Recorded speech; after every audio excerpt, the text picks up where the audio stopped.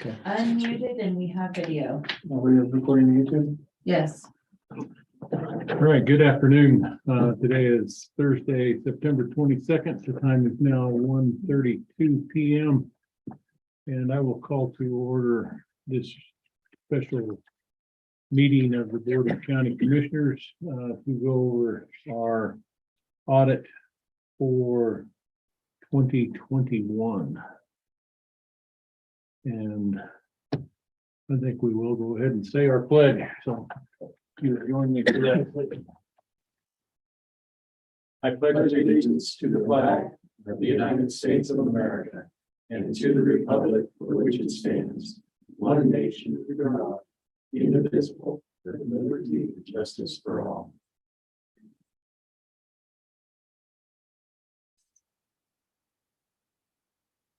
And Jennifer, let's go ahead and do a quick roll call. Tom Flowers. Present. Flower. Kevin Day. Present. Bill Kanda. Not present. And we have Braden, Finance in the, and Lisa Bivens with Finance. Myself as the BOCC admin. And our auditor, and I forgot your name already, Sam DiNardo. Sam DiNardo. Welcome. I was gonna get Sam out, but then I was trying to rack DiNardo around in my That's brain all too, right. so. All right, I think I will just turn it over to you, because you have all the information, Sam, so. Okay, thank you, Kevin. Well, what you have before you is a draft copy of the report. Just a couple things. It says draft only because it stays in that state until we have this meeting, have an opportunity to review it with you, respond to questions if you have them. But beyond that, this will be put in its final form once we're done today.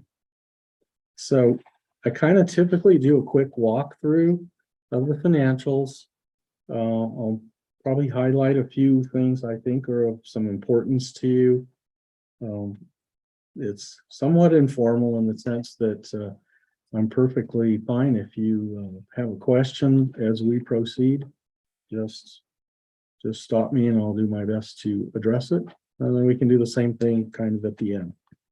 We do have tucked into the front of your report a couple of letters. One of them is what we would refer to as a management letter. I will kind of make reference to that. We'll kind of cover what is going to be in the content of that, at least to a large extent, as we go through the report. So try not to make you skip around too much. And with that, we'll start with pages 1, 2, and 3, which are the auditor's opinion letter, auditor's report. It takes 3 pages now to get all the verbiage in there. I will just say that is what we refer to now as an unmodified opinion. So that's a good thing. Unmodified means that we think the financial statements as they're presented and the related disclosures fairly present our financial position and results of operation. In this case, we're concluding the calendar year 2021. So that is followed by a series of pages identified with lowercase Roman numerals that we refer to as the management's discussion and analysis. I usually don't spend too much time here other than to explain to you that where you see financial statement tables in a condensed form or references to numbers, they're extracted from the basic financial statements that we're going to go over here in some detail. This section of the report is designed for statement readers that don't have the time or the interest to study this 60-page or so document, but want to have an understanding of the county's finances, where you get your money from, how we spend it, sometimes at least a general idea of whether our financial position is improving or deteriorating. So that's what it's for. It's not unimportant. It is a good synopsis, but we're going to we're gonna get to more fun stuff and the detailed financial statements. We The don't first, get the abridged version. no, you don't get the abridged version. You can go back and read it later, but we're gonna talk about the basic financial statements, and the first two of those are presented on pages 4 and 5. First of those is entitled a statement of net position. So in the old days, which is not all that long ago, we used to call it a balance sheet, but now we call it a statement of net position. Couple things to understand about this statement. It's unlike anything that you see in your internal accounting records where you're familiar with our keeping track of our revenues, expenditures, and what have you in a variety of different funds, general fund in our case, road and bridge, and so on. You'll notice here that there's only 2 columns. There's primary governmental activities and a component unit. The component unit is only the E911 authority, which came about quite a while ago now, probably 25 years plus, by virtue of an intergovernmental agreement. So it is required to be included in what we call our reporting entity, but technically it's not part of our primary government. So it's presented in a separate column, what we call a discretely presented component unit. And the column that says primary government, governmental activities, that's everything else that we think of as Custer County that you're responsible for. But this includes all assets and liabilities, all the funds sort of combined, if you will, at least with a couple minor exceptions. And you'll notice here, you recognize things on this statement that don't appear in your fund financial statement. So for instance, long-term assets and liabilities. You'll see non-current assets, capital assets, net of depreciation. So all the assets that we have constructed or acquired in one fashion or another, essentially since the county's formation, so many years ago now, are included here at their original cost, minus an element of depreciation. We do not make an attempt to adjust those to a current value. So original cost minus depreciation. You might recall, if you look at your internal financial statements, nowhere will you see fixed assets like that, buildings, equipment and such, presented on the balance sheet of those individual funds. So this is a little different.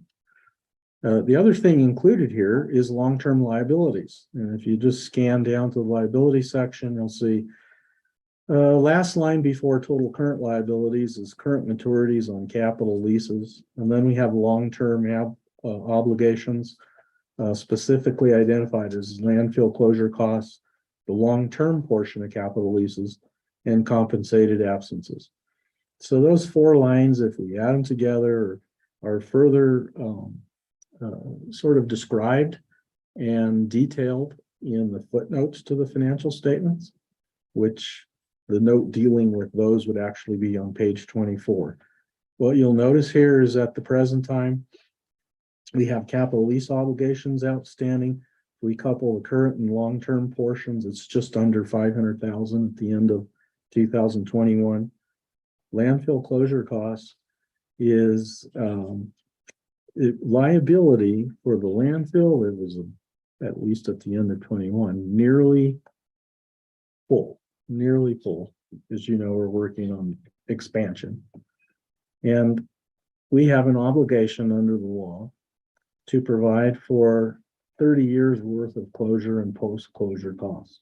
So that liability is estimated based upon engineers' reports, their costs discounted to present dollar values, and then we apply a percentage of the landfill that's been filled.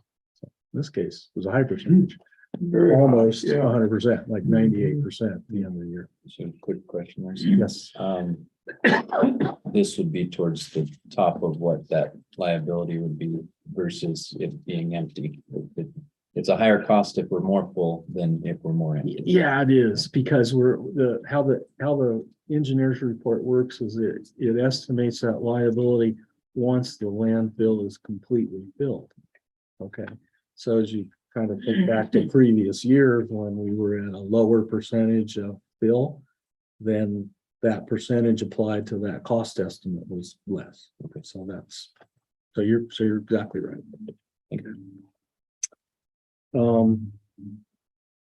Compensated absences is the only other long-term liability, and that is an estimate of the cumulative total that county employees have earned in terms of time off, vacation, so on, that they have not yet used.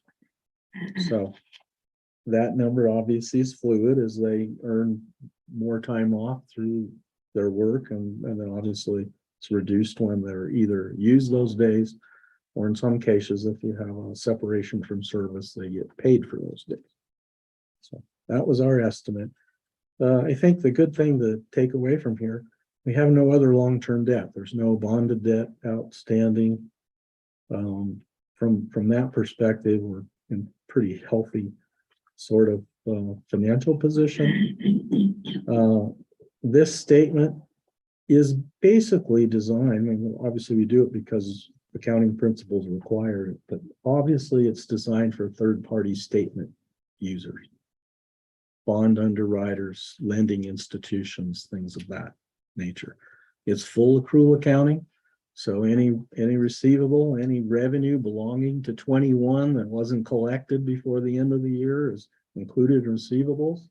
Similarly, if we had expenses that were incurred but not yet paid at the end of 21, those are reflected as liabilities. So pretty close to full accrual accounting in the way you would see it in a for-profit enterprise. So this deferred income from property taxes, Oh, that's a good question. 250,000 roughly, to get from that 2050 to 22.3. No, that's a whole separate number there, Okay. Tom. The deferred inflow property taxes, 2,301,000. So let me tell you what that means. What that means is that, as you all remember the property tax calendar, we've got to certify our mill levies by December 15th of each year. So what this would be the subject of is the December 15th of 21, we certified mill levies. We'll collect those monies as the property tax due dates arrive. So into the next year, February, April, and June primarily.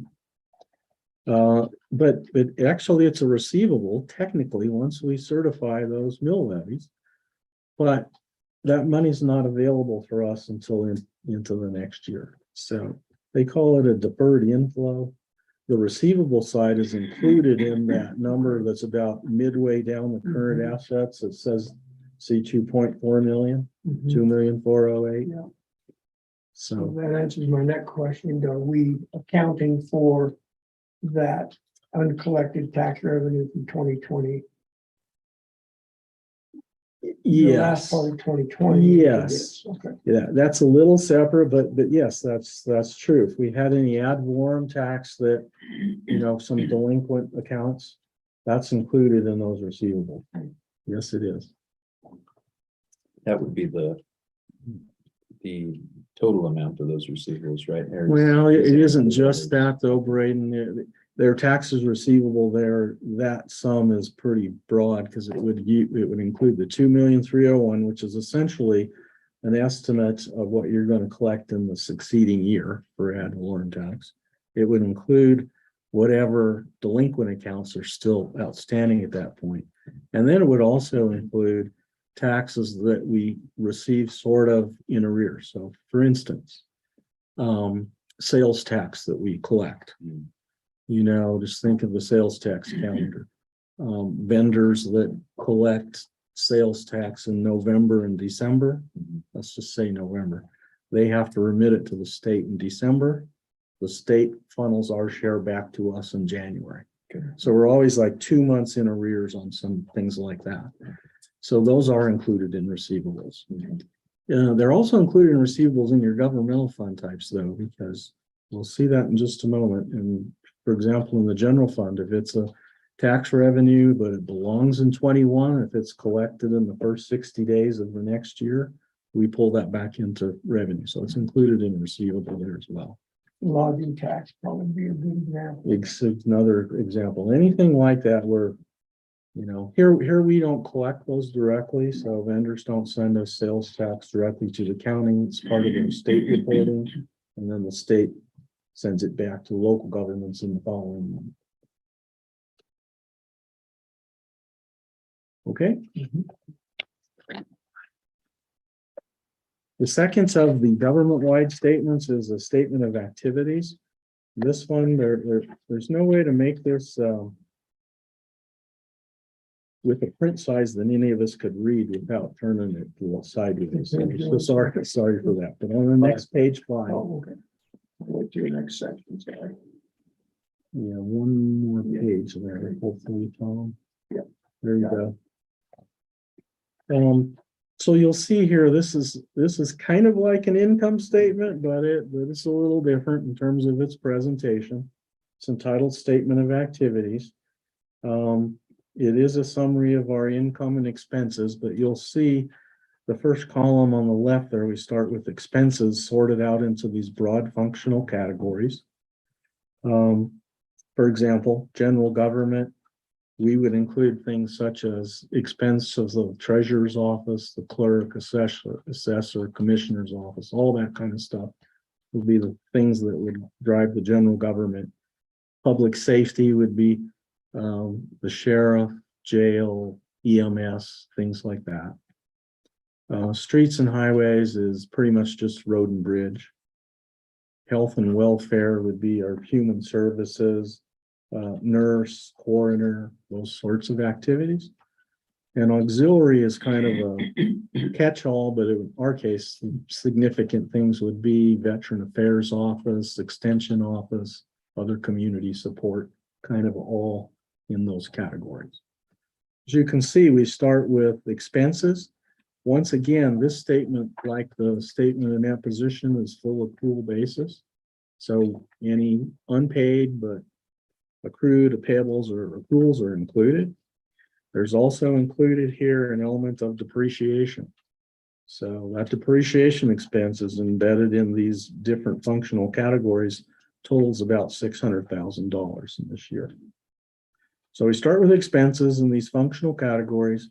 We actually reduce it for program revenue that's identified to specific categories. Charges for services, operating grants, and capital grants. And sort of a backwards approach, you might say, but we take the expenses, reduce it by program revenue dedicated to those functions. And not the final column to the right, but one just to the left of that, primary governmental activities, you'll see negative numbers. The sum is $5,092,844. So theoretically, that is the cost of all those different governmental activities that has to be financed with general revenues.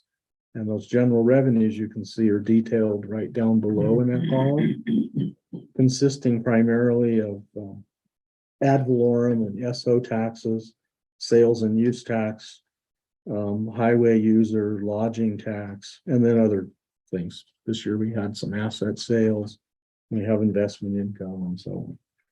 Some of all those revenues is $6,060,000 and change. And so you'll see a line that says change in net position. It's a positive number, $967,563. So that's as close as we come to calling something net income. If we were going to think of that as net income for the county-wide activities, accrual basis, including all receivables, payables, long-term assets and liabilities, that would be the number. That's extremely important to third-party statement users. Thank God it's a positive number. And it's a positive number. Well, So I'm going to proceed unless someone Well, I stops do me with a have question. Tom? question. So Yes, sir. back up to the top, on the charges for services, there's 2 of those. Yes. I think why interest expense doesn't have a charge for service, but what about the health and welfare? How come there's not figure in there? Most of what we, revenue that we have there comes from operating grants and contributions. Not necessarily fee for service type arrangement. Okay. Fee for service would be, common things we might have here would be like, say, for example, the landfill. Right. Be a good example. Okay. And, planning and zoning, we have fees. Mhm. So things like that are more like a fee for service arrangement would go in that first column. Anything that's supported by grants or donations, could be other donations, not just grants, but they're not dedicated solely to capital purchases, go in that center column. And then that third one that says capital grants and contributions, those are things that are grants typically, sometimes donations though, that are dedicated for the purpose of acquiring capital assets. So we do get some grants that are to be used only for that purpose. They would go into that category. So because sometimes the narrative comes up of how much money the county has coming in versus how much money we're bringing in from grants, kind of those two numbers. It's really these three lines that we're looking at. One is the charges for service. This is the revenue that comes in for those charges. And the other two would be the total of grants and contributions that we receive as a county. Right. Yeah. Okay. And just once again, remember, these numbers are not going to dovetail with what you see in your general fund or the other funds, because this is full accrual accounting, which is, we don't apply in those other funds. And there's an element of depreciation here included as well. Okay, so those numbers are not going to be identical. And you said, where is that accounted for, the depreciation? Well, it's included in these totals. Okay. Okay, so let me give you an easy example. Streets and highways, see expenses 2,361,110. That's pretty much all road and bridge. Okay. But as you know, road and bridge has a lot of equipment that we use. And so when we buy that equipment, we depreciate it over estimated useful life. And there's an element of depreciation in that total. In expense. Right. Okay. Mhm. Long-term assets, say this building here. It's only depreciated for X number of years as well, correct? Or is it? Right. Right. So it's long gone on that. It's fully depreciated. Other than it, occasionally we have had more recent improvements and those get stretched out too. Okay. The useful lives guidelines we typically use come from the GFOA, Government Finance Officers Accounting Association, which is done. They claim some exhaustive studies about service lives of assets commonly used in government. And they publish kind of a guideline. And it's pretty good. It covers most of the things we would have. So usually when we acquire something, we're looking to those guidelines to establish the useful life. And we only use straight line depreciation. No fancy tax concepts here. One other quick question here, just because this conversation came up recently down under the general revenues. Of course, we have property taxes and then sales and use taxes. We believe we haven't done a very good job of collecting use taxes. And so I think that's something we're going to delve off into. How do you look at the difference between sales and use tax, or do you? Well, for purposes of the presentation here, it we don't distinguish, Okay. but thinking about how that money funnels back to you, since we don't collect those taxes directly. So vendors that are obligated, businesses of any, doesn't necessarily have to be a vendor, business that's obligated to report use tax, we do it in the same way they do for sales tax they collect. Goes to the state, funnels back to us. So do I think some people are not aware of their use tax filing obligation? Probably so. But we don't really do that directly. Right. That's part of what they should be reporting to the state. I'm assuming this will be a conversation you will be involved in at some point, but we're looking at collecting estimated use taxes up front on new construction in this county. So we would be collecting those. And then adjusting accordingly as something, construction project is completed. Well, that would be a little different approach. The reason that conversation's come about is because a lot of people go to Pueblo or Springs or Canyon to get their building materials. They're paying it down there for those counties if they pick it up and bring it. Right. And so then they're receiving the use tax on what should be coming to Custer County. And that's why we've entered that conversation. Apparently, according to one of the gentlemen from the state, if we were to do that, that is a common practice, and then they get a receipt from our planning and zoning office that they can show to, say, Home Depot in Pueblo, and then they only pay the state. They would be paying the Custer County tax just as though it were being delivered. Different point in time. Yes. Yeah, so. So is that whole arena something, going back to a conversation we had earlier, we should involve our auditor in that process? Well, we might have the first thing that comes to mind is not only the mechanism, but we likely would probably want to take a look at our chart of accounts where we're going to post those kind of transactions so that they can be distinguished from others. So that for sure would be. And we did One talk point. about that, Yeah. we'd have to be able to track that. We may have to refund money out of that. That would be the thing that would come to mind is how to develop a tracking mechanism so we understand where it's going to get recorded. Thank you.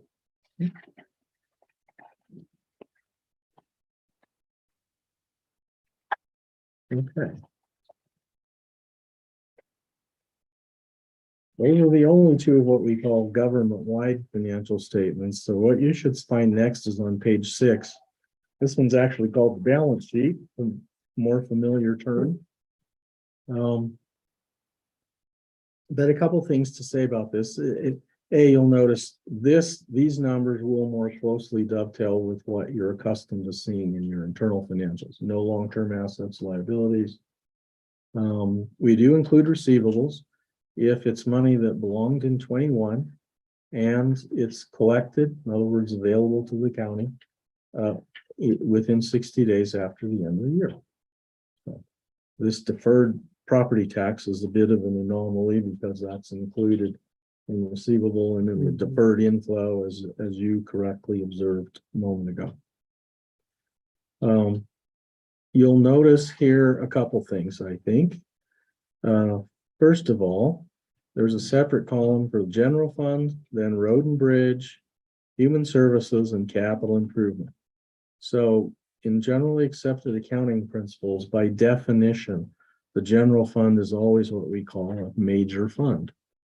The other three that have a column unto themselves are major funds by virtue of their size. So either the total assets, liabilities, revenue, or expenditures. If it meets a mathematical test, has to be presented in a major fund format, just means it's a column solely for that fund, not combined with anything else.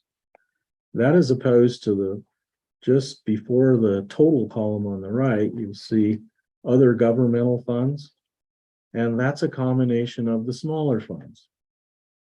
So you can't really tell by looking at that what makes it up. You have to flip back to the combining financial statement, which is a part of our supplemental data and starts on page 35. So on that page, you'll notice that we have 5 of the smaller funds that make up that total. Contingent fund, conservation trust fund, emergency services, airport, and lodging and tourism. So they're considered or labeled non-major. That doesn't mean unimportant. That just means mathematically they're smaller. And so the technique is we group those and provide them or present them in a single column on page 6. So a couple things to note here that are a little bit different than the norm. So you see in the assets, about 2/3 of the way down, due from county funds. And then under the liabilities, the second line, due to county funds. That just means we have some funds that owe one another money. Now, typically, we don't have much of that. Occasionally, but rarely. This year was a little more because we had some occasions where either revenues were credited to or expenditures were paid from the wrong fund. So when we identified those and we couldn't sort of clear them out by other transactions, it left us with some residual balances. So those residual balances, and we'll have all the details for Braden and Lisa, will have to be, should be cleared out sometime before the end of 2022. So a little bit of a housekeeping matter there. The other thing to note, Human Services Fund. This is not a new condition, but it actually grew a little. If you notice down at the bottom, total fund balance is a negative. So that deficit position now has grown to 52,593. Somewhere in the Colorado revised statutes, it tells us that we're not supposed to have funds that have a deficit balance. So we need to take a good look at that in 22, see if operations during the year plus any supplemental transfers will get us back to a positive. That is sometimes one thing that might come back to you in the form of a letter or observation from the state auditor is you're not supposed to have the deficit, and what are you going to do about it? So I think looking back at the detail, what happened, because we had a deficit in the previous year, it was a little smaller than this. But if you looked at the pre-audit numbers, it looked like it wasn't going to be a problem. The only issue was an error in recording some revenues credited to that fund. And when that error was corrected, it gave us a deficit that we may not have realized was going to be the case. So I remember that's where last we're year at. talking do you about kind of this. remember that conversation as well? So we did. How did we clean that up? Well, how? Check back to the state. No. This is internal. Oh, So nothing back to the state. How we correct that is we look at this year's revenue and spending patterns. Hopefully that's going to help even it out a little bit, but let's just presume for a moment that doesn't change things, that our current year revenue and spending is exactly a push. Then that means we have to transfer other unrestricted monies to cover up that deficit. So at some point we'll have to either by operations or by virtue of moving unrestricted monies into Human Services Fund, we eliminate the deficit. and so it's a little murky to me how we would do that through the operations side. Well, yeah, I understand what you're saying. There's a couple things. Number one, we do have some ad valorem taxes going there. That ad valorem tax should provide a little cushion. In other words, not just enough to cover our, local share obligation on these programs. So some of it, could be from that. Which we did increase by $500,000 for this year. True, yeah. So, and we've done that before too, Braden, by the way. If we went back historically, when we've needed to, we've had a tiny little boost here or there, readjust the mill levies by funds. Of course, in total, we don't have just free rein to increase them county-wide, but we can reallocate between the funds and balance it out a little differently. So that would be one way. The other way is that we move money from an unrestricted source. But that answer, short answer to that is essentially you're talking about the general fund there. Most of the special revenue funds are created because that revenue stream is dedicated to their specific purpose. And so not subject necessarily to reallocation to the other funds. So if we increased it by $500,000, hopefully that gives us a little cushion there. And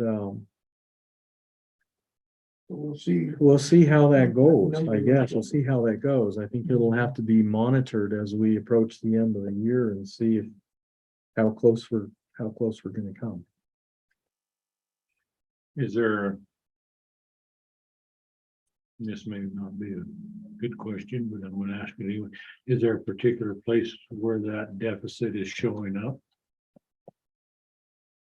No, it can't really be pinpointed easily to just, a line Because, item. yeah, I would imagine salaries, most of their programs are all fully funded No, through the state. They're not. No, we cover. what, 20, they're not all the same, but typically it's an 80-20 split. Okay. Yeah. So I was under a misconception there, so They're not fully funded, no. bummer. Bummer. So that's, that's kind of how that works sometimes. They make the rules and so we have to carry out these programs, but they don't always provide 100% of the requisite funding. You didn't have to be quite so quick to say no, though. so we get to the end of 20. I will remember to hesitate a little next time. So. Thanks, I appreciate it. We look at the end of 2022, when we get to that point. And this number is significantly lower than we know we're headed in the right direction as far as trying to address it. If it continues to climb, then obviously we're not doing something right. Maybe have to take a little closer look. I'm thinking with increases in assessed values and the fact that we increased to $500,000, that's going to help us address it. But by the end. I don't know how that dovetails with any spending we've had to make too, so. But now, by rights, even if we're headed in the right direction, we still need to address any shortfall that still remains. Now? Or Yeah, technically, I mean, I don't know that the statute says you have to address it in a certain time frame. If there is a statutory requirement in that regard, I'm not sure what it is because the statute says you're just not supposed to have it to begin with. So you would suppose some reasonable corrective action would be okay. I think it would draw more attention if the deficit was such that we had gotten ourselves in a financial position where we could not satisfy our obligation under those programs. We're not talking about that big of a number. If you look at the total spending in that fund, it's over $500,000. Our deficit's 52,000. So we're basically talking about 10%. So, I think it would be best if we could point to the fact that we made enough adjustments in 22 that by the end of this year, we don't have a deficit. But if we made some progress where we could see that it was reduced at least, then if there's an inquiry from the state, then we can point to, okay, we've taken corrective measures. We just didn't quite get there as quickly as we thought we had. So I don't think it's of that magnitude, honestly, but it's still something we're not supposed to have. So at some point we need to address it. Are we going to talk about restricted funds today? We surely can. We betcha. Because I've got a couple of questions about that. Don't have to ask them now, but at some point. Well, this is a good point, actually, because I can let's look on that page 6 that we were on. We might have skipped around just a little bit, but this is the balance sheet. I pointed out a couple things. I think the only other thing I wanted to mention on the liabilities in the general fund column, you see unearned revenue 397,809. That's a lot bigger number than it would typically be. because we had some unspent at the end of 21, some unspent federal funds, ARPA monies specifically. So as we work through that, that'll be relieved. But just following down below on that, you see fund balances sorted out into all these different categories. Non-spendable, restricted, committed, assigned, and unassigned. So we actually have some more detail about what those categories mean and a summary that I think will help the understanding there on page 28.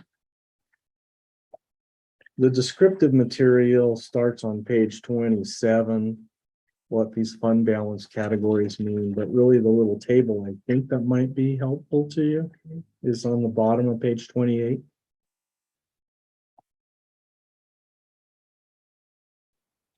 So for example, in the table, the first line is general fund. And if we work across, we can see we have restricted for Tabor's emergency reserve. That's that 3% reserve requirement, 140,000. Otherwise restricted means typically either grant contributions, things like that we've recognized revenue but not fully expended. And we'll simply satisfy those requirements by working through those programs. And the remainder is unassigned.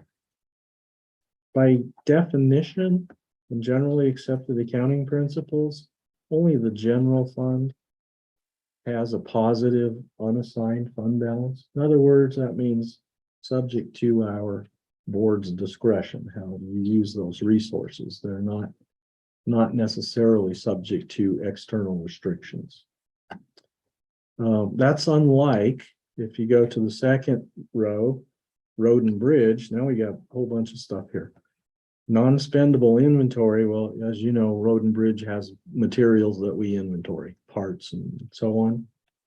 And while it's an asset and an element of fund balance, it's not, because of its tangible nature, something we can appropriate to spend. So that's why it's simply called non-spendable inventory. Its Tabor reserve is 60,000. Restricted is 1,198,940. So what that means is we can't repurpose those funds to something other than road and bridge activities. But as long as we use them for road and bridge activities, then they're subject to your discretion. So when and how you use them best is up to you, as long as it's dedicated to road and bridge functions. We can't, for example, use anything in a column like that to scooch it over and help our deficit in human services fund. That's not possible. Okay. Human services fund, we do actually, it does actually have a Tabor obligation to the extent of 11,000. So it's unassigned is negative. The overall it's negative, it's 52,593, the figure we were looking at a moment ago. Capital improvement, Tabor reserve, restricted once again, realizing capital improvement fund, for the most part, its revenues are generated by sales tax that was approved many years ago by the voters.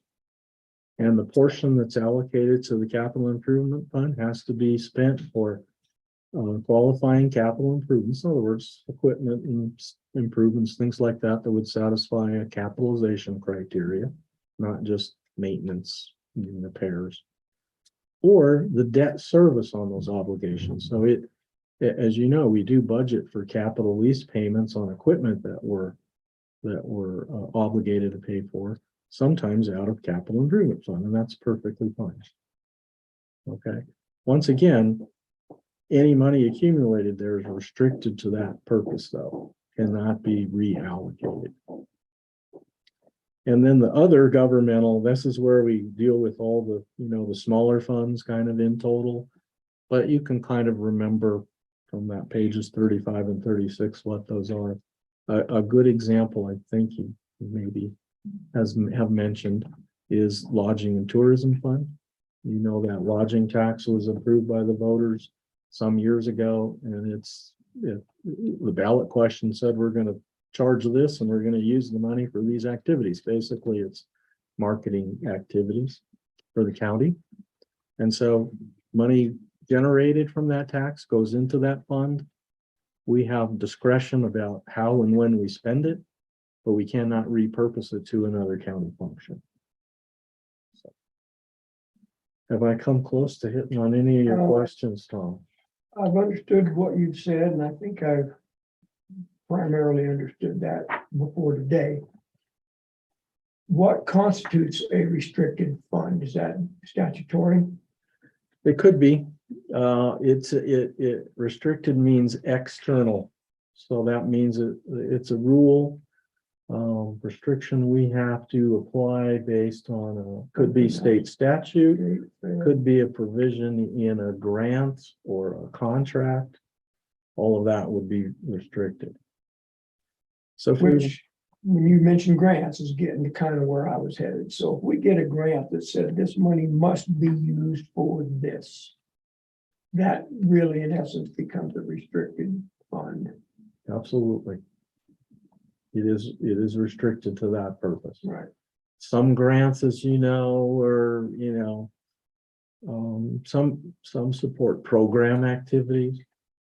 So as long as the money is used for that program, we have some discretion as to how best to apply it. Some allow us to buy equipment, others don't allow us to buy equipment. Just each grant is different. But we don't have to handle those funds differently within inside of a grant. In most cases, no. Okay. Occasionally, we will encounter a grant that requires the funds to be segregated, meaning it should be in its own bank account. But that's rare. We don't see that often.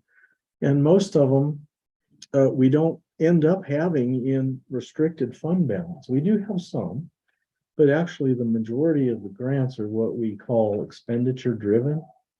And that means that we get the typical mechanics would be we get awarded a grant, X amount of dollars for a certain purpose. And we actually have to incur the cost first, Right. and then apply for reimbursement against the grant award. Right. So it's kind of supposed to balance out that way. So that by the time we get done with any year-end adjustments that might be necessary, the revenue is going to essentially equate to the spending against that grant, unless we overspent the grant. That would be an obvious exception to that rule. We have created another government entity here with Custer County Recycles. I'm assuming any revenues generated by Custer County Recycles would not be handled as a restricted fund True. unless we choose to treat it as such. No. Not quite. For purposes of how we label them in the report, it's not restricted unless there's some external requirement. Nothing self-imposed can rise to that level. It is possible, though, to recognize such a thing, and that's where you see the column that says assigned. Okay, typically in our case that we're dealing with the residual balance in special revenue funds. Okay, like lodging and tourism, perfect example. It's a special revenue fund. We understand its revenue stream is dedicated to a specific purpose. It's either going to be restricted or assigned if it's a residual. Okay. But we can't display them on the financial statements in the form of reserves. We can have committed fund balance. And committed fund balance is an act of our highest level of authority in the local government, which of course is our Board of Commissioners here. And we can identify a source as committed by a collective action of our commissioner. Which we've done that. with. Yeah, and I'm aware of that. It's just the way the accounting system There's some handled money involved it. in that. Well, it actually, the amount that you've identified for that has ended up being an element of our trust and agency funds. Okay, rather than one of these governmental funds. So it is separate, but because it's not embedded in one of the other governmental funds, we don't see a committed fund balance show. But you could, if we're dealing with what would otherwise be unrestricted revenues. So that means, subject to your discretion, what we should do with them. If you want to set aside a certain amount of money to commit for a project, just as an example, a common thing that might be done is we might say we need $500,000 to do something. But we don't have $500,000 all at one time. But we might be able to put 50,000 a year for 10 years. And then when we get there, hopefully inflation hasn't made that need greater than the 500,000. We forecast, and then you could use it for that. But it's not restricted in this sense.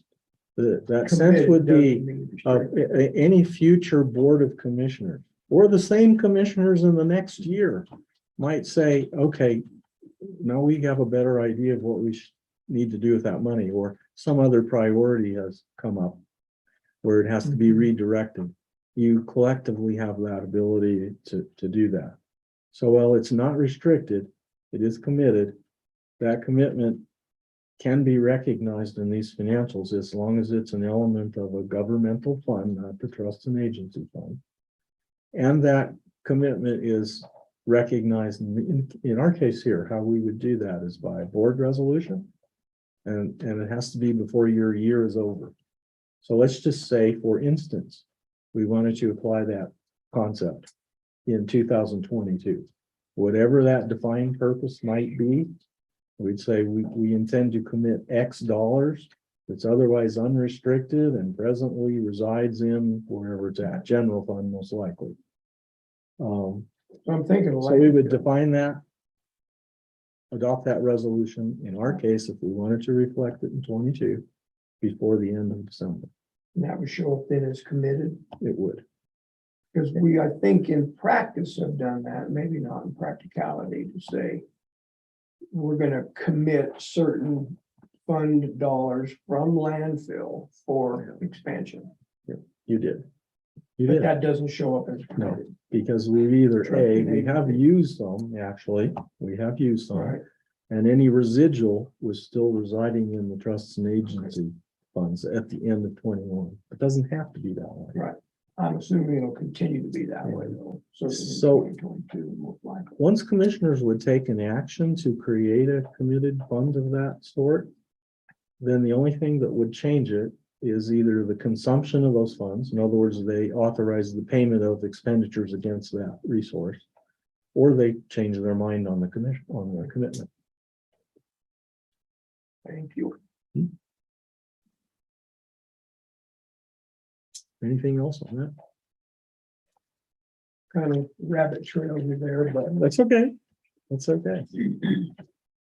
I was done on page 6. Page 7 is a reconciliation from the governmental to the government wide. It just understanding that the total fund balance and net position are not the same, and so we're providing a kind of a crosswalk. How do we get from one to the next?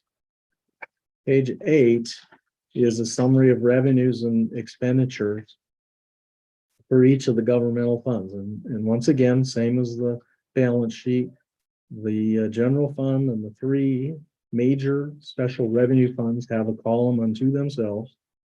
And then the other governmental funds are the page 35 and 36. You can see here at a glance, let's follow down general funds. Total revenues, all sources, 5,806,000. Expenditures, 5 million. Excess over 776. We did have transfers a little bit. 8,000 went to human services funds. We did put a little money in there. It just wasn't enough, as it turned out. And 25,000 went to the airport. So that's the two transfers that make up the 33,000.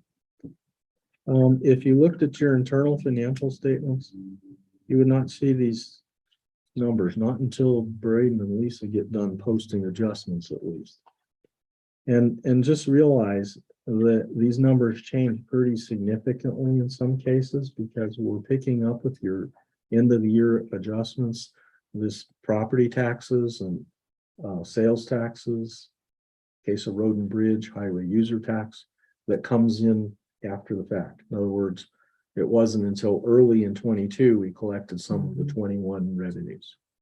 Okay, but you really aren't seeing that in your internal financial statements. We just pick it up with year-end audit adjustments. You're seeing what's actually collected in that moment.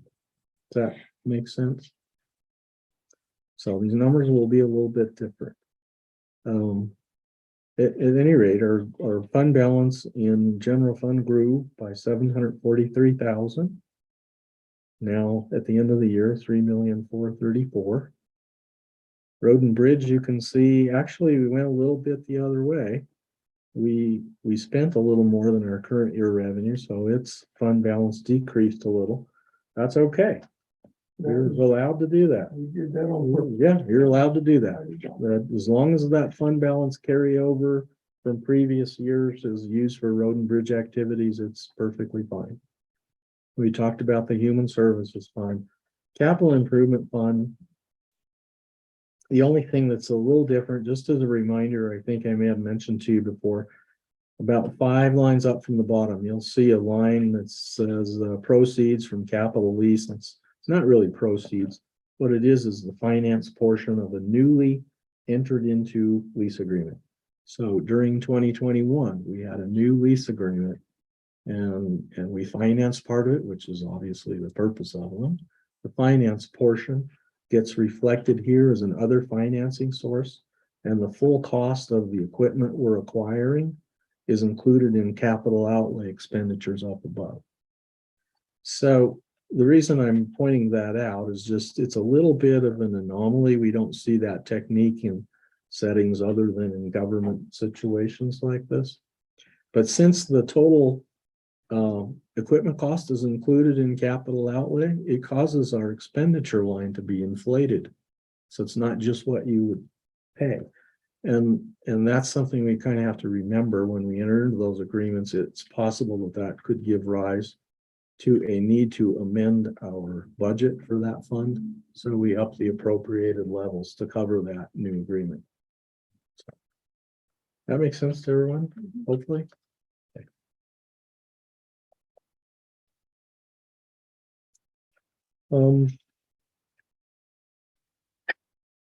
Page 9 is a reconciliation from the change in fund balance and the governmental funds to the net profit number that we don't really call net profit, the total change in net position on the government-wide statement. That's followed by pages 10, 11, and 12. So what you think of as our insurance fund, by definition and generally accepted accounting principles, we have to present as an internal service fund. So it doesn't get included with any of the others. It's just presented here. It has a balance sheet or statement of net position all to itself. We have no other such fund. Page 11 is revenues and expenses related to that fund.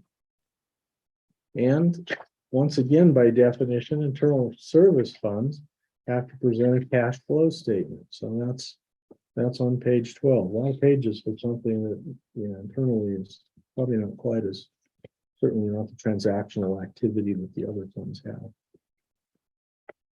That is followed by page 13, which is a little balance sheet, say statement of fiduciary net position. So in plain English, what that means is it's trust and agency funds. It's monies that are collected in the county treasurer's office that they would remit typically to other organizations and tax agencies in the following month. Okay, so they collect it in December.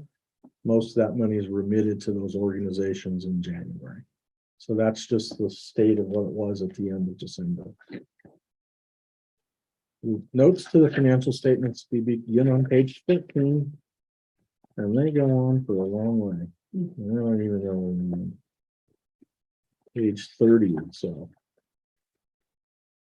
I was not intending to do a reread on all those. They deal with accounting policies, updating dates and amounts. But a couple things to point out to you. The first is on page 19. That's good. I was there. Yeah. Perceptive. That note number 2 that says stewardship, compliance, accountability. When we have anything that may be a compliance related finding, then we have to disclose it.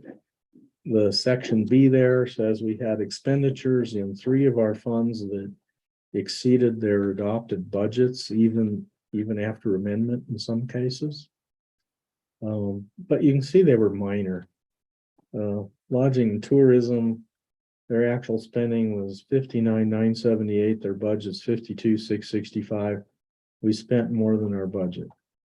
But that isn't necessarily a bad thing. When we look at those, it actually had more revenue and it had some fund balance carried Right. over from previous years. So they had a resource. It Just what I was was gonna ask. perfectly Okay. fine to have spent it.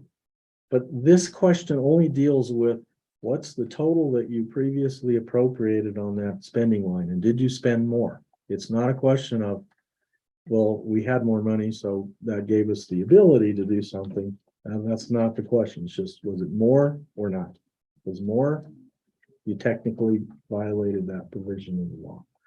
So This how is do very you low. account then for How do you, you increase their budget line by that? there you go. Okay. Exactly. When we consider budget amendments, and oftentimes we do that as the year end approaches, do our best to forecast where we're at. And if we had revenue or spending, maybe it's going to be different than the previously adopted budget, would maybe cause us to go over.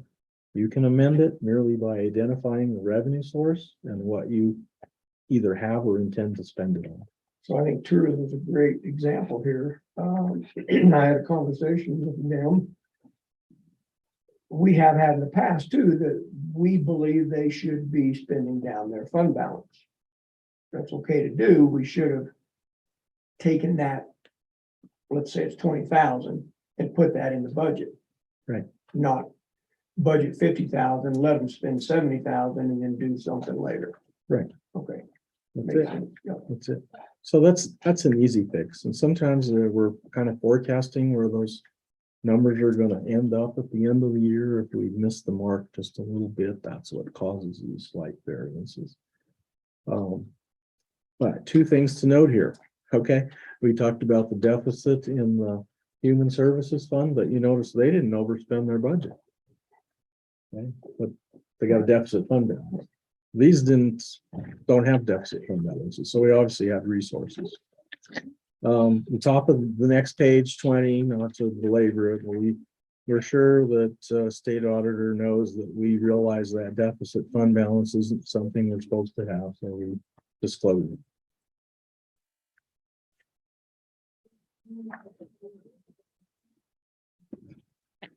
Pages 22 and 23, summary of changes in capital assets. 23, the end of that, page 23, the end of that, you can see how much depreciation was included in those functional categories that we looked at and that I alluded to earlier. Summary of changes in our long-term obligations or long-term debt begins on the bottom of page 24, note 10. There's a table that just summarizes the changes. As you can see, we've liquidated a fair amount on our capital lease obligations. So at least at the end of last year, we were under 500,000. Can we go back to 23, just a You betcha. question for myself? Yes. In government, does depreciation expenses help us? Or is it just a fact?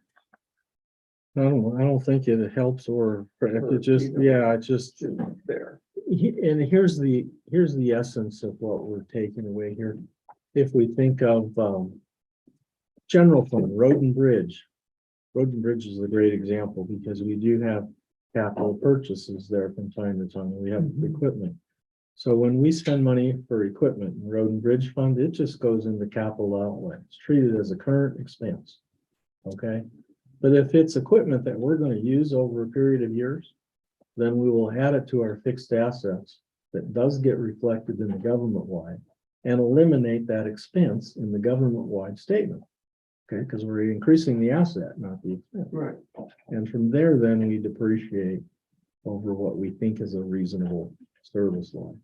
So I don't see it as a, plus or minus either way, honestly.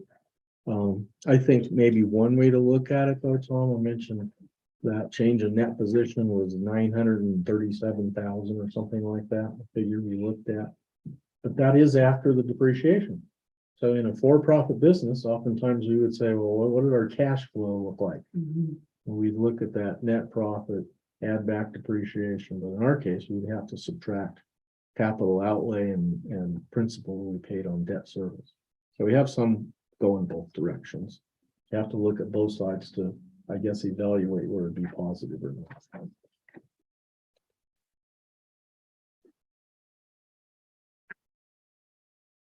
Page 20. I think I interrupted you when you were Oh, at sorry. bottom 24 or.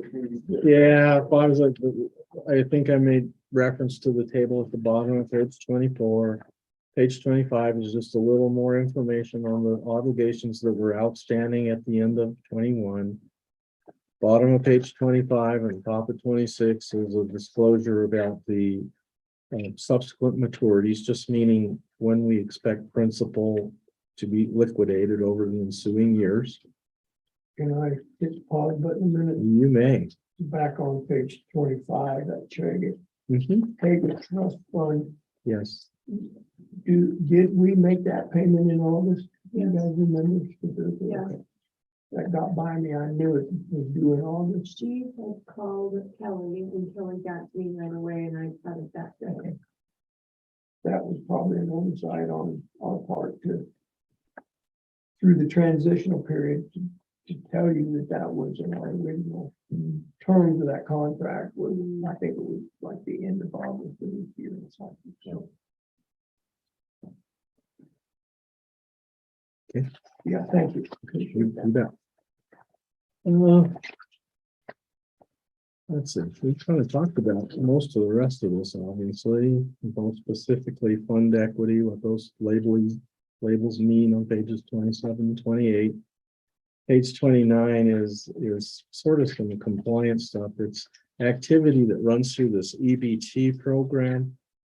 So we do have to include those dollars in our disclosure, but we don't really record those in Human Services Fund like income and expense. Doesn't work that way anymore. So it's sort of outside our internal accounting, but does require disclosure. That's the purpose of note 14, that takes up most of that page. Last note is page 30. Subsequent event, I'm not sure it should still be labeled subsequent event because, but it hasn't gone away either. So we've included this disclosure on the COVID-19 and the pandemic.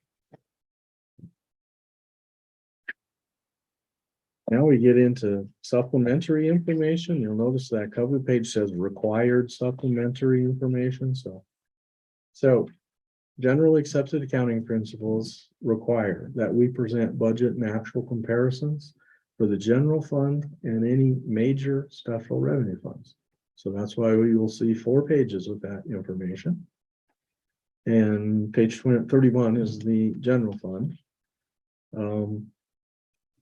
Compared original budget, we did have amendments to the budget, so we display original, final after amendments, and then how it compares to actual. So when I spoke a moment ago that we had a few funds that were slightly in excess, I'll tell you the line I'm looking at. If you look about just below midway, that subtotal that says total expenditures in the general fund, it was $5,042,325, and our actual spending was $5,029,641. So we were under by 12,684. Pretty close. Pretty dang close. Very good. Okay. If we were over, I kind of say it jokingly, but if we were over by $1, then we technically violated that rule and we would disclose it. If it was really just $1, I might messed with the rounding, so it went away. But you get the point. It's not necessarily, the magnitude. It's just you're either over or you're not. We're gonna round down that 50. There you go. Right? There you go. Page 32 is the road and bridge. Same thing. We're very close there. So we did spend more than our current revenue. That's perfectly fine. That fund balance is for that purpose if you decide we need to use it. And we did not overspend our total appropriated budgeted expenditure. We were 23,910 below. Once again, that's just fine. Nothing wrong with that. Human Services Fund. This is where we've got the deficit. But our revenue and spending numbers were way above what we actually had. So we didn't overspend our budget. We just overspent our resources and added slightly to a deficit position. And Capital Improvement Fund. Once again, this has some similarities to the road and bridge. We have fund balance carryover. You can see that we spent a little bit more than our current year revenue. Not a whole lot, but a little bit. But we didn't overspend what we budgeted though. So that's fine.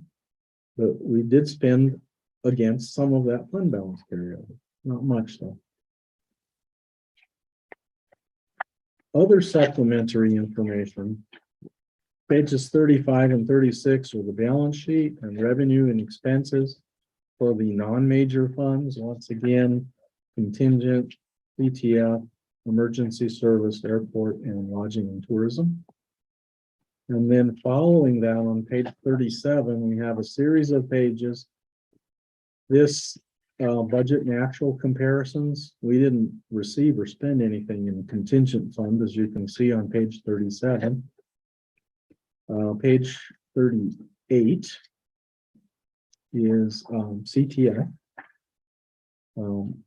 That's a fund unto itself. You know, the source is money funneled back through the state from lottery proceeds. Emergency Services Fund. Once again, same thing, didn't overspend the budget. And airport did not overspend its budget. It spent more than its current revenue, but it didn't overspend more than its budget, so. Which caused some angst this summer. Because all of a sudden, everything showed up in red for airport, but we hadn't done that transfer. We didn't start with, we had budgeted a certain amount to transfer from the general fund, and that did not happen at the beginning of the year, and so there was a catch-up period. Okay. Well, you can actually make that transfer anytime. It doesn't necessarily have to be the beginning of the year. It can be done on an as-needed basis. So, Yeah, and the airport board got a little nervous because had we done it earlier, their accounts wouldn't have shown in the red. And they were taking some heat for that, so we get you. well, problem solved, I guess, for the moment. So they could have filled a new fuel tank. Until you buy more fuel. Yeah. So we just kind of proceed. 40, we talked a lot about the lodging and tourism fund, but this is on page 41. You can see here that they got more money than they budgeted, 90,000. We only spent 59,000. So they didn't even spend all of what they had, and they had some carryover. That's all good. But their spending line was 7,313 more than the previously appropriated. So all we have to do is amend that and boost the number up so they have so that we've appropriated enough to cover whatever they decide to spend given year. And you're talking about 2022, right? Yes, yes. This is all right. It just is what it Was is. great. Yeah, I mean, you know, If we you have had to done in disclose it. 2021, We have to disclose it. This is minor, okay? Where we would have some concern is if something happened where we had spent a fund into a position of insolvency. Got it. Either runaway spending or mistakes we didn't realize or something. We don't have that Hard to condition. panic when they have a fund balance Right. 58,000. So it's a minor thing. It's possible. State auditor, I think they're busy enough. They're not gonna bother you with that, but they could tell you that's against Colorado revised statute, something or other. Our simple response is we'll take measures to rectify it. Okay. And it's a moot point now because it's past the end of the year, so we can't do a resolution. Yeah, to I mean, rectify I have to 2020. tell you, I mean, I don't know the answer to that definitively. Okay.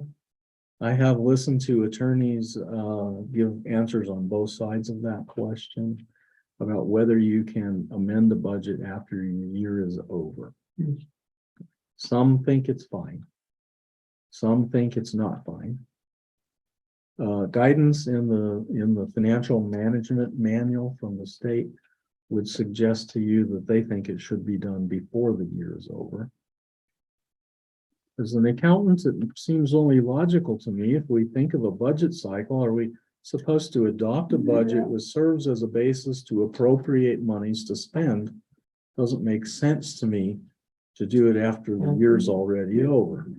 But the short answer to your question is I've heard no definitive legal opinion on either side. And Clint's not here, so we can't ask him how he would. I think this is so minor, not worth the trouble. But where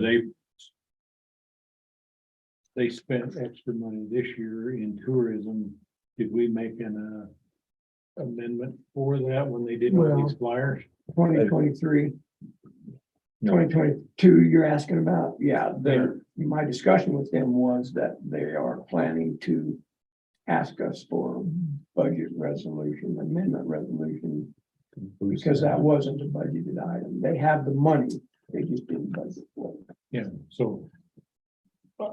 I didn't want to have the Right, same as line long in as there we next do our- year on next Fix year's it. audit. So, but you're right, that's exactly what they should do. Okay, something came about they didn't maybe anticipate initially. Either something they decided to do, or something cost them more than they expected, or whatever the case may be. So usually they can amend it, Have you yeah. talked to them about that or not? It's, yeah. Okay. No, You know, and we're gonna see the same thing with fuel costs. So we're gonna have to look at that. I mean, if you look back historically, this sort of skips around. I mean, skips around in the sense that some funds have this problem in one year, but not in another. And so that's why we do a little monitoring as the year end approaches to see which funds, if any, should be the subject of some amendment. So, Road and bridge per se this year. Well, sheriff's office as well and stuff, all of the fuel costs went way over budget. so here's another thing. I mean, I'm glad you brought that up in that way. Because we look at it on a total fund basis. So it could be possible that take your observation. Fuel costs are higher than maybe they budgeted initially. But if we have other line items within road and bridge that's less than that, so when we look at the grand total of expenditures, we still think we're okay. You don't have to amend that budget. Okay, Including their fund balance, right? you can appropriate some of the fund balance. Yeah, absolutely. Mhm. I think it's probably what. Well, and then they didn't chip bill this year, so that one. So, yeah. Excuse me. You keep wanting to get in the weeds here, sorry. I think my philosophy, and I think what the intent of the statute is. You want to do it before the money is spent, that way you give the public and you all the chance to know that this is not what we originally said was gonna happen. And so I think that's where, as I think through this and create more efficiencies in my office and better understand everything that's going on, that when a fund balance is approaching 100% of budget versus actual, that creates a conversation of, all right, do we need to have this resolution before we've actually spent over? which would keep this from happening. If you get it done before December, I don't know of any guidance that says, even though technically we may have incurred some of the spending we put it in, I don't know of any guidance that says you can't. You want to take a quick break, bathroom break, get something to drink, when you have something to drink, but Yeah, I'll just, I could use a bathroom break if you're okay with that. I'll just take a couple minutes. Yeah, I gotta, We're almost getting to the I've fun, been the fun having parts. enough drainage from allergies and stuff. It's just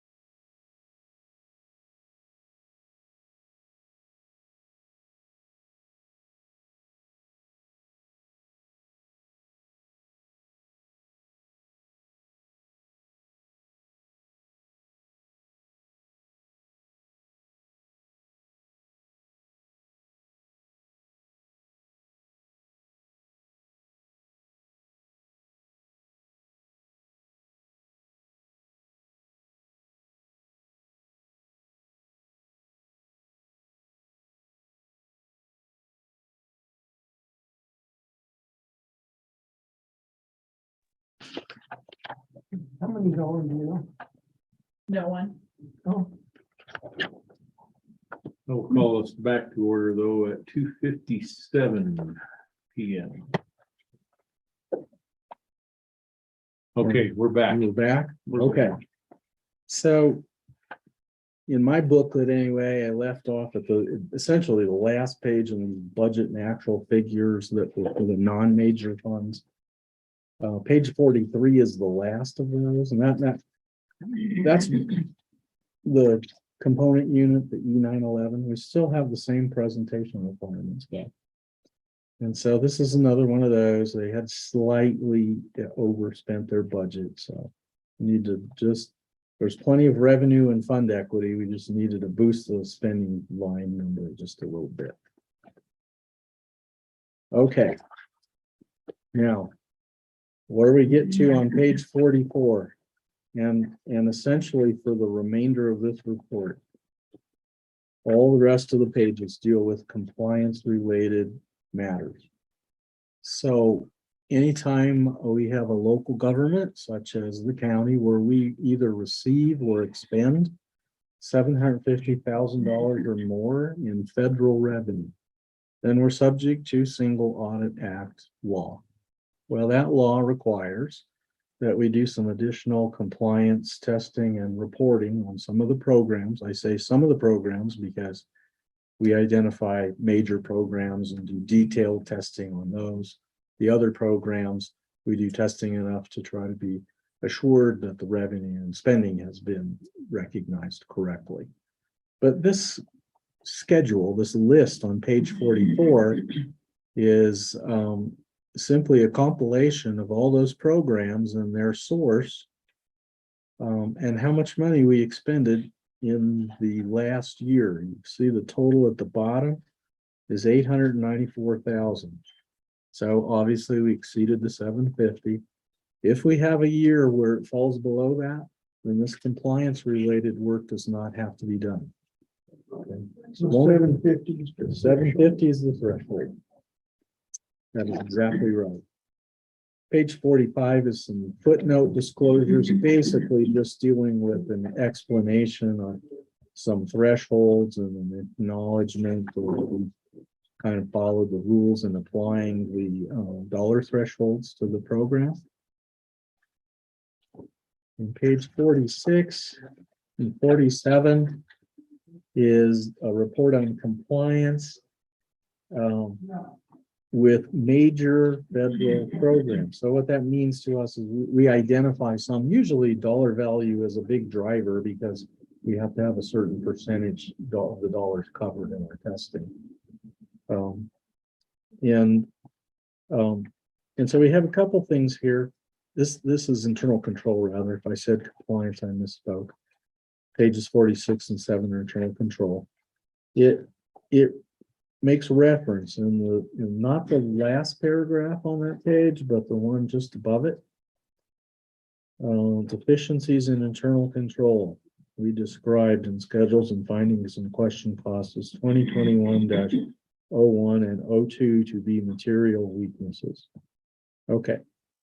So that management letter that I told you that was tucked in the front of the report deals with this in a little bit more plain English kind of a way than these reports do. So what's included in that management letter is the two things that we've identified as material weaknesses. What should we do that one? Okay. To do the other one. One with the two members. Yeah, the one with the numbers at the bottom. Do you see that one, Kevin? This one here. There you go. That's the one. So we'll skip all of the verbiage and get to the current year reported, number 1, number 2. So this is really what that report's referring to. It's just easier to look at it in this letter than in the body of this bound report. Key accounts are not being reconciled correctly or on a timely basis. Most importantly, cash was not reconciled to the general ledger successfully after conversion to the new accounting software. Conversion led to transactions being incorrectly recorded by both fund and category in many instances. These errors filtered through essentially all funds and account groups. I don't think any of the funds were necessarily immune to it. Obviously, those that have more transactional volume, specifically the general fund. you have more of those occurrences. So let me kind of, I explained it in a way, and just to see if this makes sense of it. I've identified these two items, and we'll talk about the payroll in the two material weaknesses. And we've reported to you other items in years past, which we will review, and those are outlined on the next page or starting on the next page, and identified as significant deficiency. So what's the difference? The difference, I think, can be thought of this way. A significant deficiency, that means a condition that we think you can improve upon, and by doing so would reduce the possibility that we would have a significant error in our accounting system or financial reporting that we wouldn't recognize on a timely basis. Okay. So kind of the way I explain it sometimes to folks is this is kind of the yellow card. Okay, this is okay, it's a caution. This is somewhere we can get better. And if we don't improve, it doesn't increase the likelihood that we could have things that aren't right and we don't realize it. Material weaknesses raises the level of alert. And typically, we're talking about something that's more pervasive. So that's why that last sentence, these errors filtered through all funds and account groups. Okay, it's not isolated. Right. So Programmatic. all I can tell you is from my perspective, and I mentioned to you this briefly informally before, the handoff just didn't work very good. Didn't work very good from Braden's predecessors to himself and Lisa. And the handoff from our old accounting system to the new, similarly, didn't work very good. One of the reasons cash couldn't be reconciled is because the beginning balances, so thinking of basically a year ago, end of June 21, those balances that carried over, which were supposed to be the corrected balances from December of 20, weren't right. So any effort to correct it would not have been completely fruitful until that was recognized. So as you know, treasurer's office keeps money of what comes in, keep track of what comes in, what goes out. It's not that Virginia and company didn't know how much money we had, but they couldn't reconcile it to the general ledger. And so, now that seems like that shouldn't be that hard, but I can tell you there was some tricky things here. So it was not that simple. The adjustments that we've provided to Braden and that once applied will give you a clean starting point effective January 1st of 22. So once those are applied, the very next thing to get into is proofing those cash balances into 22. So now that we should be able to do it at this point. Okay. The other thing that was tricky here is that different people and different departments interact in the transaction stages at different levels than they did in the old system. So we're actually, and the treasurer's office is a good example, we're actually asking them to identify proper GL codes and all that kind of stuff, which they didn't have to do before. All they had to do is know which fund the money belonged to, and all that coding took place in a separate second step. Now that decision has to be made at that point. And if they're unsure as to the source, we get mistakes. So why does that happen? Is it because they don't know what it's for? Well, some cases that's true. Realize we have monies coming into different departments of the county. Sometimes they're for reimbursements of one kind or another, grants. Treasurer doesn't always know what that source is. So does require some communication amongst the departments so that we can identify correctly where that money is coming from. A lot of times that money is not identified when it comes into her. Exactly. She's making a phone call. It's exactly right. It make that part of it is more difficult. Now, that's the downside. The plus side is if we can do that correctly at that moment, then we don't have anything going to a wrong place that requires reclassification later. But if you're saying, well, did it add a level of responsibility and burden in the treasurer's office for that function? Certainly, I would say yes. Now, not that long ago, most of these funds were dispersed to us by check. And oftentimes the check stub would have enough information on it, you could really tell what the source was, the grant or the funding period would be on there.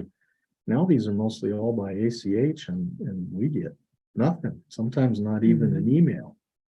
So, Certainly happened this year. yeah, so it's easy for me to say, I do realize there's difficulties, but at the end of the day, we gotta get it right.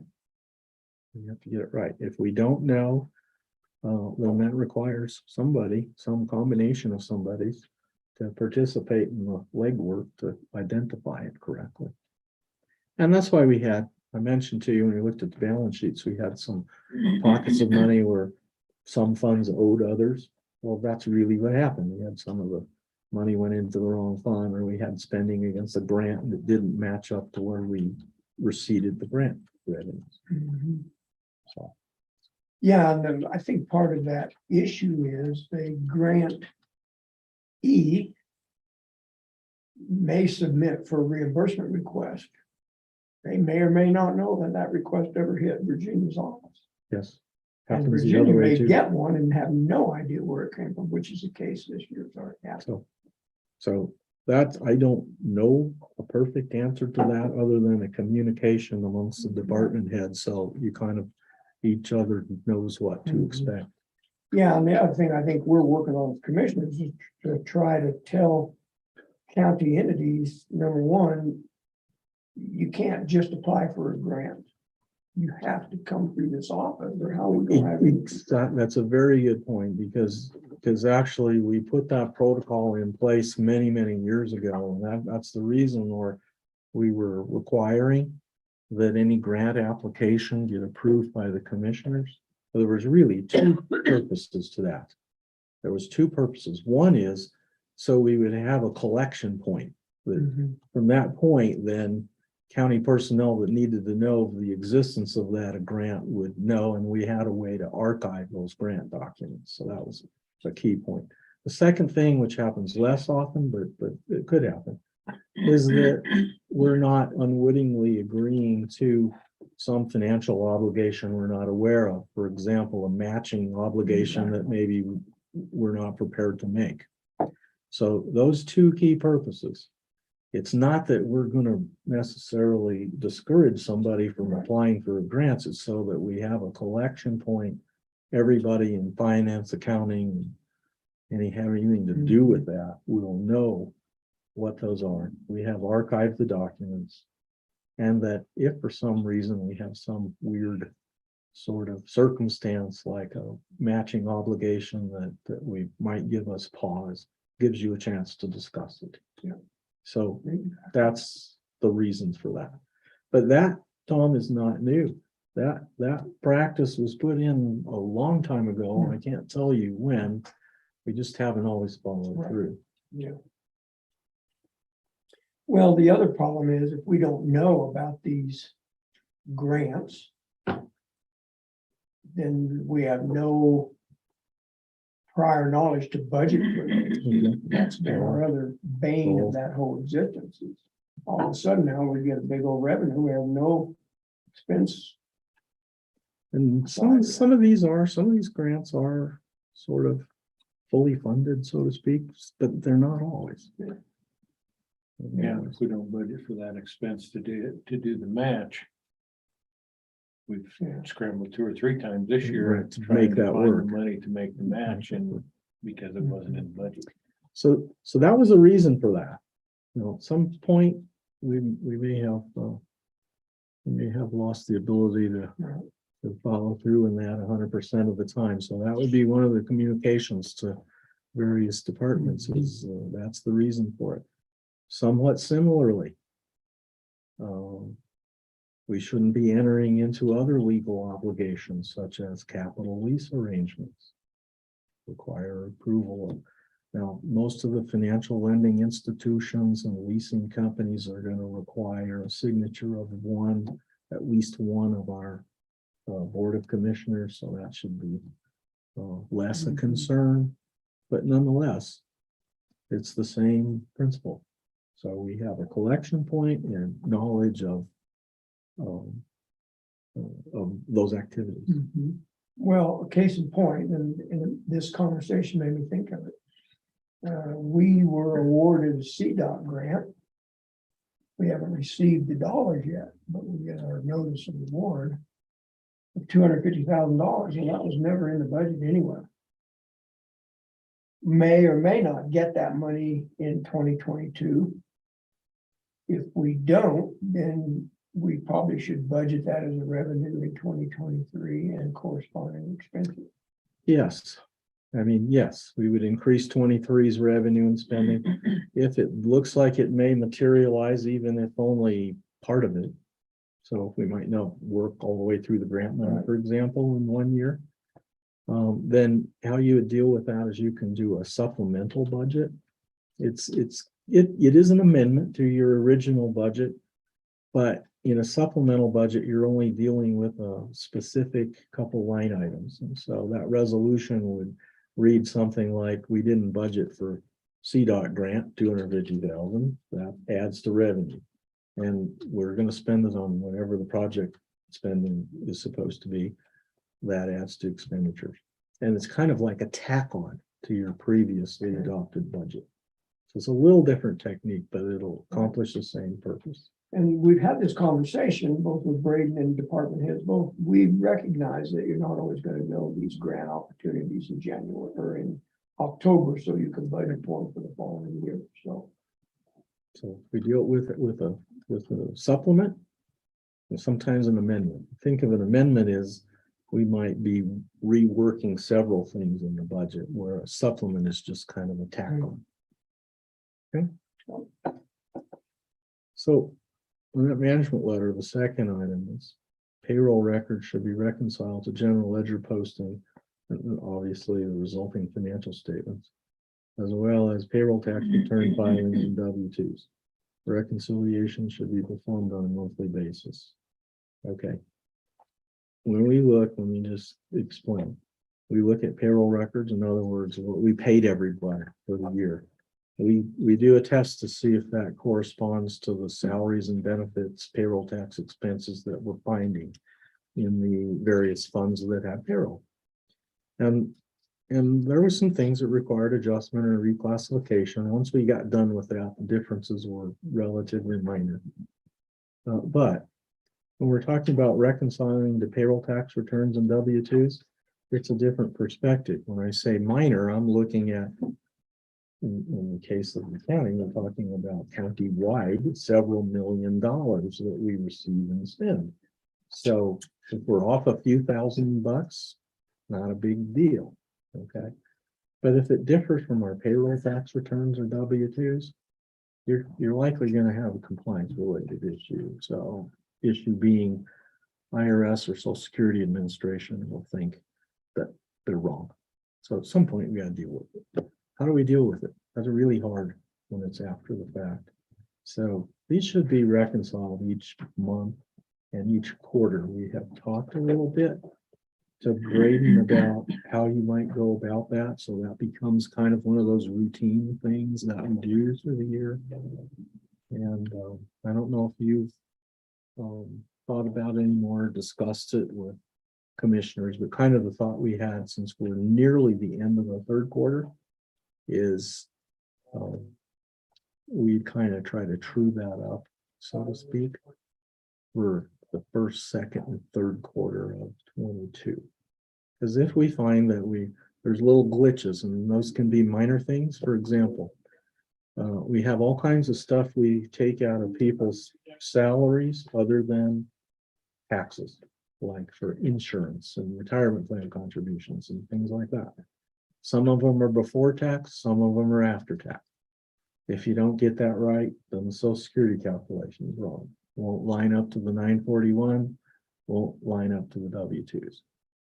So the suggestion is to take a look at that here before long, once we get beyond September 30th, so we can true it up for 3 quarters Because it's very difficult then if you have something like that that you've not already recognized to troubleshoot that in January. When you're trying to do year-end reports and get W-2s for everyone and all of that. So I think this is another one of those things. Crosswalk from old system to new, and you realize when you do that, you're going through all kinds of definitional issues in the software, what's pre-tax, what's post-tax, what's subject to tax for the federal but not the state. And any of those are wrong, then we're going to get differences. So those two things we've identified as material weaknesses. So in other words, we're not a yellow card, we're at a red card. But it's not like the red card in soccer where you get kicked out of the game. That means you got to stick around and fix it. Okay. So that kind of makes sense when we look at it that way. Do you have any different observation on that stuff, Brady? No, I think you said the way I see it as well. So the next page on that management letter deals with items that we've previously reported. We did not think these rose to the level of a material weakness, and so we had identified those as significant deficiencies. That doesn't mean we think they're unimportant, however. So what we do is repeat to you what that finding was and give you our best approximation of what the current state is. So just quickly to go down them. Fuel sales and gross margins at airports should be monitored on a continuous basis to ensure that sales and costs are properly reflected. Okay, current status, no change. So let me tell you what that means. We think you should monitor the sales that we're recording and cost of sales. So fuel purchases adjusted by inventory levels on a month-to-month basis. So we can see if the margin that we're realizing on that is what they think they're getting. If we look at it historically, we see wide fluctuations up and down. Sometimes we have positive margins that look kind of about like they should. Sometimes we've had no margin or very little. Sometimes we've even had negative margins. So I don't know how we've talked to any number of people over the years, and it seems to be something all the time, so to speak. We had some loss from leakage at one point, so that was an issue. We had a credit card machine that wasn't working, so we didn't get full credit for all the sales. And then at one point, maybe we weren't adjusting our fuel prices quickly enough to adapt to changes in our costs. So it's been elusive, and the only thing I can say as to how to correct it is we got to monitor it a little bit more closely as we go, so we can identify where our issue is if it's not working like they expect. Can I throw a broad stroke over this particular thing? JC Nannon happens to be the treasurer for the airport board. I'm listening. Yeah, and on a monthly basis, the airport board comes to us. The first thing they always report are their fuel sales and their inventory. Now, to me, I want to say based on that, they're doing that, but that's probably not what you're talking about here. Well, it is partly. So are you or someone sticking the tanks every month? There's no stick. So. So you just use the gauge? Yes, we use the pump is certified by the state, and so, no, everybody goes to the pump, so we know from the. So is pump. that inventory level, do we communicate that, say like to Braden or his office?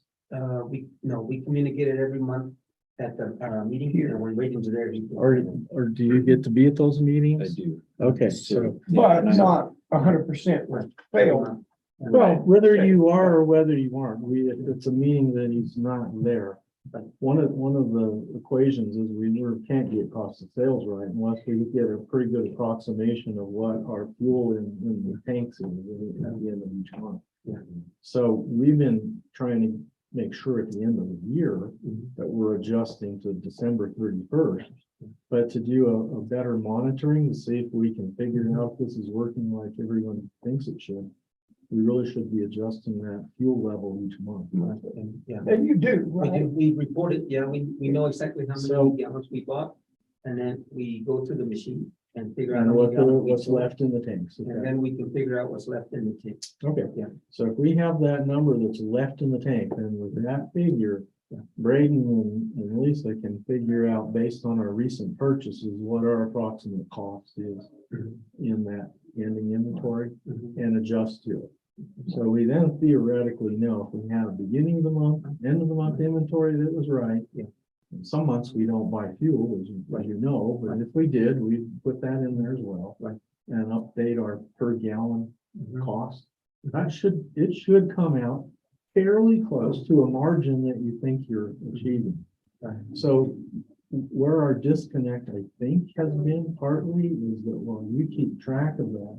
Not all of that information's been communicated to accounting and finance, and or they didn't make those adjustments when it was. Okay.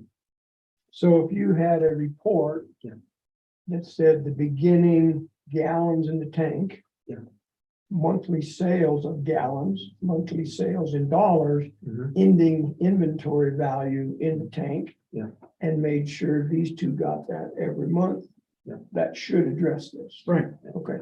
And then we can see from the accounting records, because all the airport activities accounted for in a fund unto itself, so it is not mixed Right. in with anything Right. else. Mhm. We can see that when we post transactions, okay, does that seem to be in line with the figures that you think it should? Mhm. That should be kind of a test looking at it both ways. Okay. Should be very simple to Yeah, clean up. no, our practice has been that we report, so we meet, next month. In October. So we calculate till the end of September, Okay, and so that's our starting Right. for October. Right. And then we don't report till the end of October and at the beginning of November, And that's the first meeting. That's So we fine. have a monthly track of how much we bought, how much we sold, and, what's going to be in the tank. Is, okay. so you guys have never stuck the tanks out there? No, I don't think we have sleep for it. Uh, I won't say that. At one point, I think we did. Yeah, When I use that term, I realize that's a little old fashioned. Yeah. So. Yeah. So, well, Since I've been there, I haven't, no, I don't even know that a stick exists because I asked. No, so. I that's don't know. because that's a physical way to make Yeah. sure that the meter's supposed to be certified. Right. But what if somebody comes in and sticks a hose in the top of the tank and hand pumps it out? And- I mean, it's a verification of the, Or leak or Yeah. something else that's not gonna be reflected We in the know meter. there's gonna be some fluctuation. We just wanna see, okay, is this in the ballpark? Because the variances we've seen historically, some of them just don't make sense. Makes sense. Huge or? Yeah, huge. Yeah, I expect some. Given the volume that we do there. Yeah. huge. So, I've probably been there for 4 years, 4. And so I haven't seen that, but maybe Jolly did it before I was there. Well, I guess. we'll have to either spend- way, if we do this on a month-to-month basis, we'll try. then, there could be some timing differences. For example, you have a credit card sale on the 30th and we don't get it processed until a week later. Mhm. We're gonna have some differences like that. And that's what we're gonna discuss this afternoon. Yeah, yeah, so so- we know some of that stuff and occasionally, depending on when you took fuel deliveries and stuff like that, there is, an evaporative factor sometimes. We have condensation of that fuel. But that isn't gonna throw us off like That we have. expansion, that wouldn't throw it in No. multiple gallons. No. Okay, So when you say no change, you mean nothing? Well, no been changes done to mean I didn't see rectify- anything in our practices that changed from the previous year. So to speak to that real quick, and JC did allude to it. So I'm about 90% done with figuring out, really taking a look at what data they're getting in, which is some of the pieces that I've been missing. And I want to commend them on that because at this last meeting, we got a lot talked through and got that figured out. So now I have what the credit card transaction report looks like from their side and the gallons purchased. I can then reconcile that with what we're actually bringing in, what's hitting CIC, see what the credit card fees and stuff that we weren't totally aware of beforehand, and be able to help with that cost. And then we're, taking some time to go over bigger strategic discussions regarding the Yeah. airport fund. So So, this is a solvable problem. Yeah. I think we just got, I think that communication is where we should have a little, if we could do better. Good.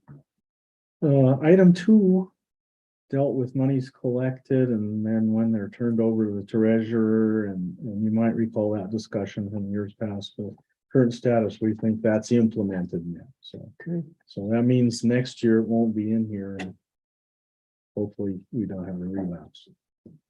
Item 3, accounting function at E911 should be done throughout the year, deposits made. We can see that this is not done currently. Okay. You can see that it's not done on a current basis when you go back and look at the postings. So all we're suggesting is get caught up.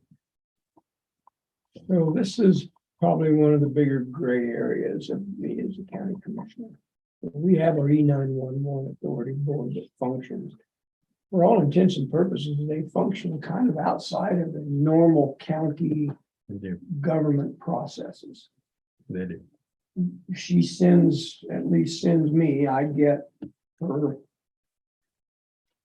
financial reports. I think now they're meeting quarterly, maybe not, but I don't know. She does her thing and Buck Wenzel, the mayor of Silver Cliff's the chair of that board. Well, here's the practical answer from my perspective. It has to be included in the county's report. It has to be included in the county's report. You'll notice we got a balance sheet, revenue expenditures, Right. budget. We have compliance related considerations, just like they were a part of our government legally or are completely autonomous. So, as long as they're included in our report, then absolutely, these things should be followed. It seemed to me common sense. We should be depositing monies on a regular basis, not delayed. We should keep postings up to date. So whether it's this authority, do you want to share this information with them? That'd be perfectly fine. But I don't know that I feel like that gets them off the hook. Okay. So a couple follow-up comments or questions then. Do you think that the authority board should do a monthly report as our other department heads do to the commissioners? Or should they be filing that monthly report in Braden's office? Or both, or whatever? I mean, do you get those? Did she send those to you, Samantha Moose? I have got them, and then I've been trying to attend those meetings on a quarterly basis as well. But and I know I sat in here when you gave us this information last year, and then it went away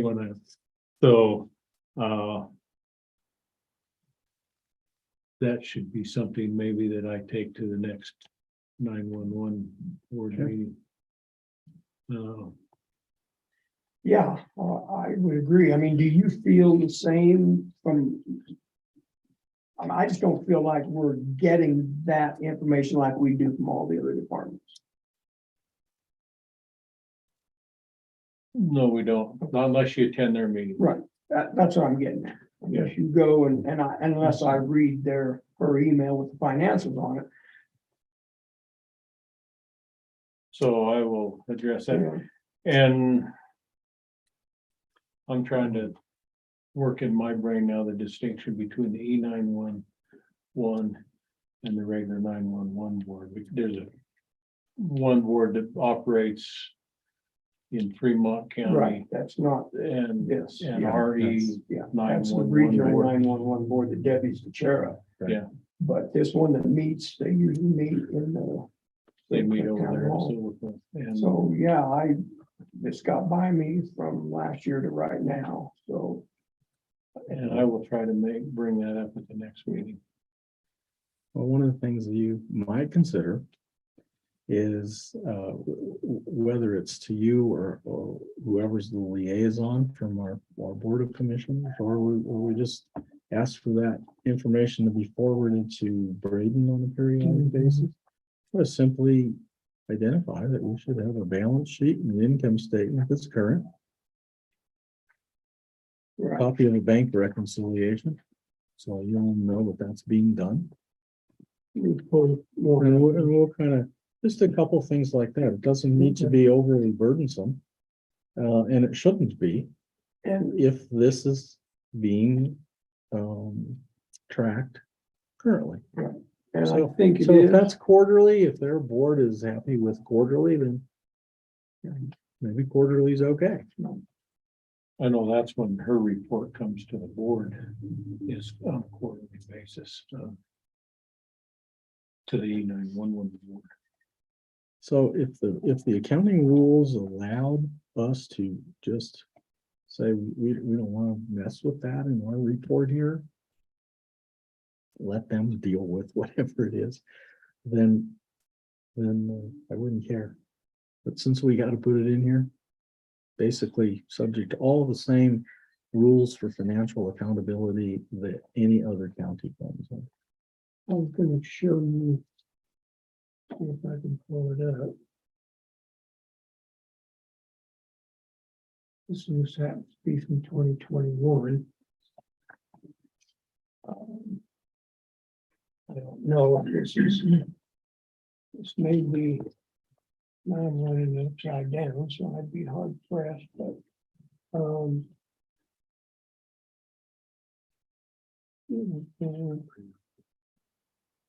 right, let me just scroll down and see if it, and now I've got glare to deal with as well, so I apologize, but. Yeah, so this looks like this was their annual final finance report. So that is a transaction listing. It must be, yes. That's not a balance sheet. No, an this income is- statement. Right, There's no financial right. statement. Yeah, That- this that- was their show, just a- showing her A deposits. mere listing of transactions doesn't satisfy our financial Right. reporting Okay, obligation. let me.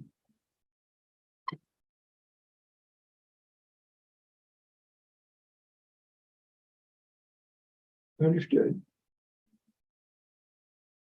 And so I can't tell you that she's presented the commissioners with those financial statements.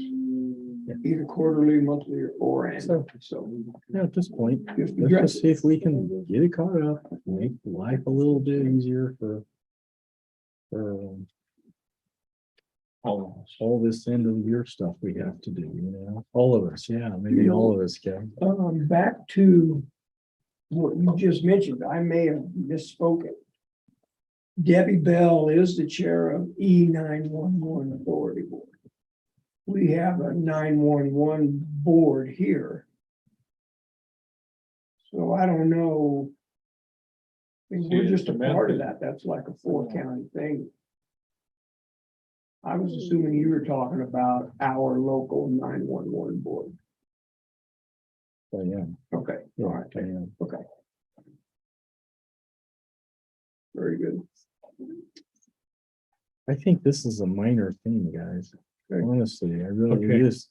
just get it current and give you some statements that look like they're supposed to look and. And I plan to start attending those meetings too. Yeah, Just the I last think once 2 we quarters get I that, kinda missed. yeah, Yes. I really would hope for this to be resolved. Okay.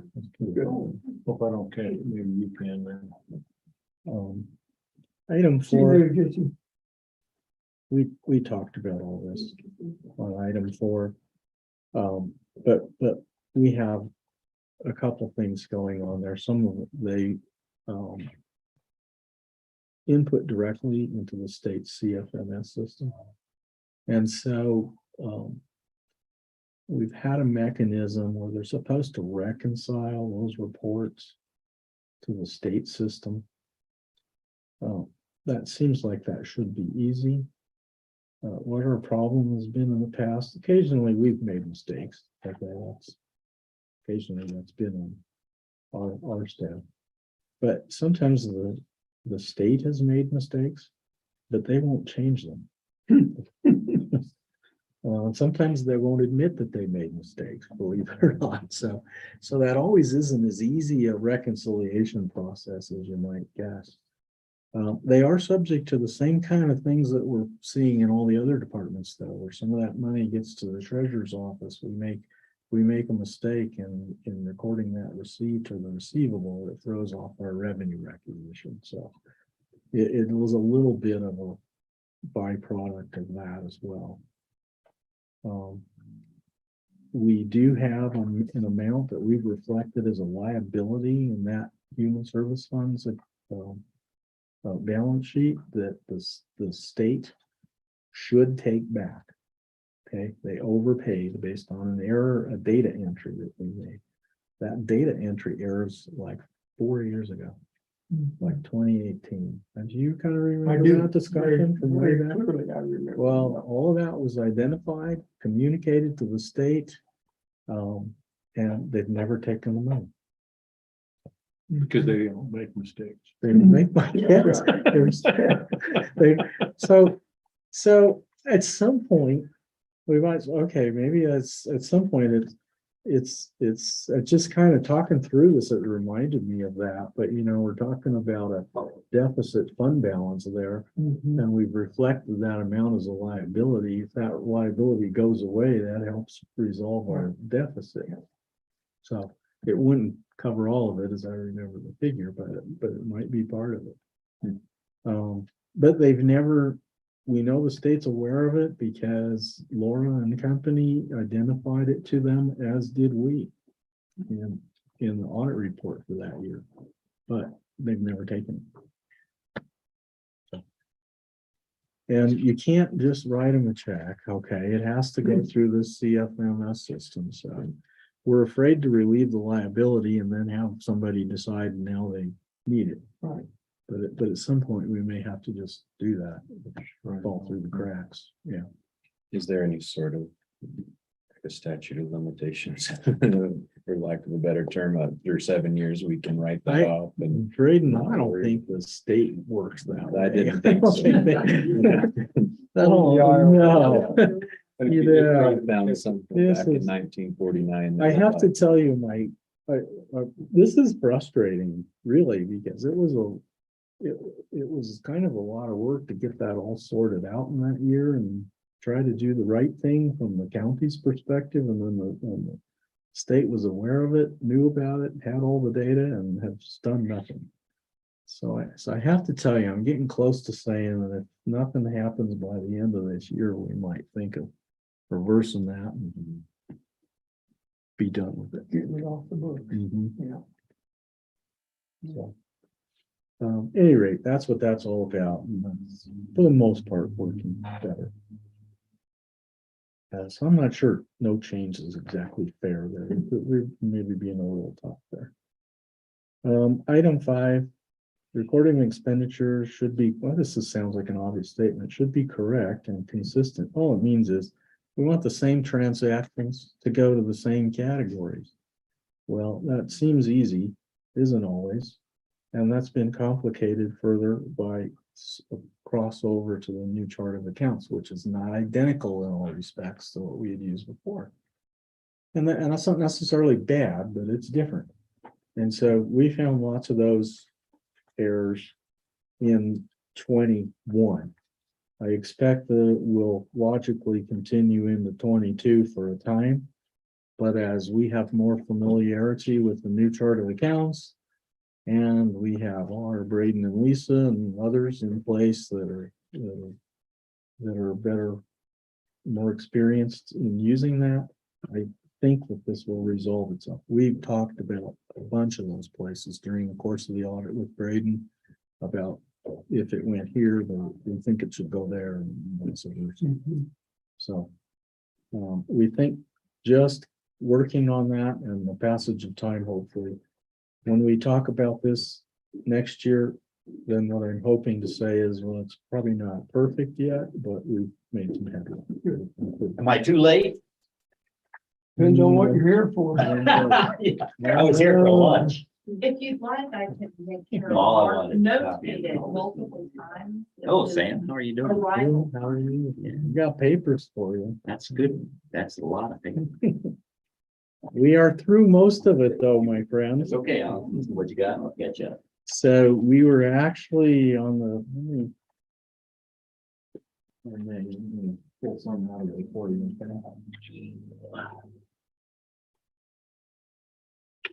We were essentially through with all of the body of the report, other than the compliance section in the back. That's what's important. The compliance sections kind of dovetail with the management letter, and we were on that page.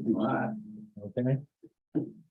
And I think we talked about items 1 through 4. Well, actually, 1 through 5, you just said. So we go to the top of the next page, 6. Okay, this deals with grants. So let me just kind of tell you a couple things here. And it's easier, I think, to talk about it than it is to read some of the verbiage. Two things. Number one, when we finally track down all of the information, we don't have any compliance related findings to disclose. In other words, we found no condition in our testing where we did not use grant money appropriately. Okay, if we did, it would be identified in one of those compliance reports as a finding and question cost. What that means to the federal government is we may have to pay it back, which obviously we don't want that. So our testing revealed no such conditions. But getting to that point, realize we have many different people in the county that, that work with these grants. Some of them are really good about keeping data, documentation. It's easy to follow, they're pretty well prepared. Others are seemingly struggling with that a little bit. Sometimes we have new people and they, maybe don't have as much experience or get as much guidance as to what they need to do. One thing is almost always true though, is even where we're keeping good track of it, is not necessarily being reconciled to the general ledger activity. And that is a necessary final step. In other words, if I'm taking care of a grant, I may have the grant document. I may know exactly what I spent and what documentation I need to prove those expenses. I can have copies of all my claim forms and be able to see when that money comes back in, the reimbursements. I can do all of that, but if the final step I didn't reconcile to the general ledger activity for that grant, then that last step isn't done. Where do you reconcile? We're reconciling kind of think of it as kept manually No, I get that, but where? to the general ledger. To the general ledger. So we got to get that information to bring. So it comes in as a resource that we've got, and then it goes out as an expense. And you're saying keep track of, which I think we started doing. Right, but realize you can keep track of it. Let's just say you're one of these folks that's taking care of one of these grants. You might have a file with the grant document and know when you submitted reimbursement claims forms. You might not always know when the money came in because it could be dispersed by ACH to the treasurer's office. And so That's what we you weren't here for this part of the discussion earlier about trying to find a way to communicate amongst the departments about when that money comes in, or conversely, we said, well, treasurer's office has to identify what codes and funds they belong to, that they're getting these deposits and don't always know the source. So it kind of goes both ways. But even if you kept track of it, think of that. And even if we said, okay, well, Virginia, let us know we got it. Sometimes we'll get an email, so you might get advised that way. And certainly we have a mechanism to keep track of all our spending. But if you stop there, you don't know if that matches to the general ledger. And it's that crosswalk that needs to take place, that reconciliation that needs to take place. So it could reveal that we have errors in posting to the different accounts. That could happen. Could be timing differences, which are That's really kind of what reconciling items. That sometimes happens. Sometimes though, we have found where the revenue and expense are posted against one another in the same account. We can't do that. For financial reporting purposes, then if that happens, we have to pull that all apart. Okay, pull it apart, meaning the revenue is recognized separately from any spending. So that's been happening on the same Occasionally. number. And in this year, because of this coding issue we talked about earlier, and once again, you kind of missed some of that discussion a little bit. But nonetheless, when we talked about that, we've had some occasions where the revenue from a grant, so reimbursement of grant proceeds, ended up in one fund and the spending took place in another. Okay, so it wasn't even washing against the same counts. It was just we didn't get them in the right fund or not in the same fund. So that's why when we looked at the balance sheet, I pointed out to everyone that we have some occasions where some funds owe one another money. And in most cases, that was the reason why. We either received in or spent money in the wrong place. So, That happened just a few times or a lot. and it happened enough for it to be a challenge to find it all. But at the end of the day, the dollar amount isn't great big. It's not, so it's not colossal. And that might be why it's not always easy to recognize as you work through the year. If it was a great big difference, it might almost be easier to find. I have a question. So if we have, let's say the recycling grant, we just filed for the final phase of the last payment. Once we get that, then the person who's managing that recycle should go through and just double check to make sure that that it all balances. And then you send it to Braden and say, hey, we're done. This is what we've done. We verified it. And that's essentially it. We kind of, and I understand we have lots of different people doing this, so we kind of suggested maybe we think of some way to come up with some uniform kind of reporting, whether it's a checklist or develop an Excel spreadsheet that people can kind of model their, things like that. I already know. So Working you with get it. Sometimes they may encounter difficulties at things that we can't really see as auditors after the fact. So I mentioned that if we think it would be a fruitful exercise, we would be willing to come up here, myself and probably one of our staff people that works on a lot of these grants, and just do a little round table with people that are involved in that process. See if we can, then maybe they'll get a better understanding of why we're asking, why we have to ask you for something. And maybe they're having problems that we can't really picture either. But I just throw that out. If you all think that's something that would be a beneficial exercise, we'd be willing to do that. Great. And just to speak to all of that, real quick, one of the things that we tried to do this year is split those grants up, as you all know, like public health, where we have a EPR grant revenue and EPR grant expense. After talking with Sam, we realized that's not the best way to do that, really shouldn't be doing it that way. But there's another way that we're looking at doing that, which would be a fourth set of numbers within the GL code. And I haven't spoken with Sam about this yet, but at my CIC training that I went to last week, figured out exactly how to do that. And I don't think it will be too hard of a process to add the fourth. So essentially, instead of that fund, so we've got that fund, department, object, set a string of numbers, there would be a fourth string that would be grant or project. Really, we could do both of those, and then it only shows up when that's the case. So then there would be an operating supplies -001, and there would be an operating supplies -020, and those would correspond to certain ones. Then there's a reporting option that we found in the program that we can actually do that on a date range that's over a year, which would be super helpful for our grant managers.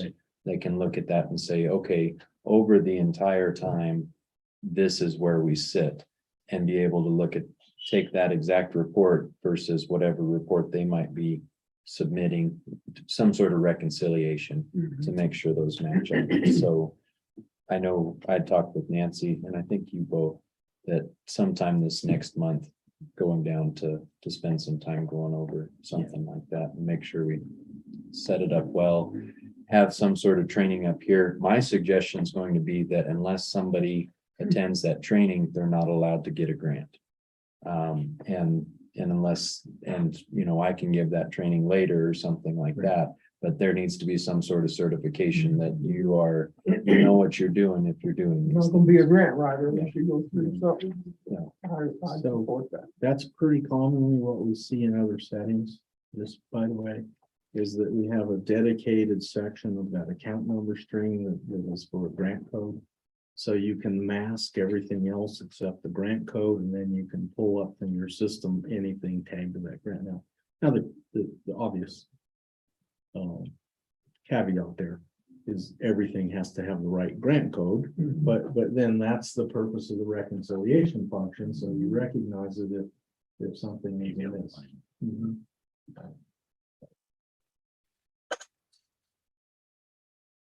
Okay.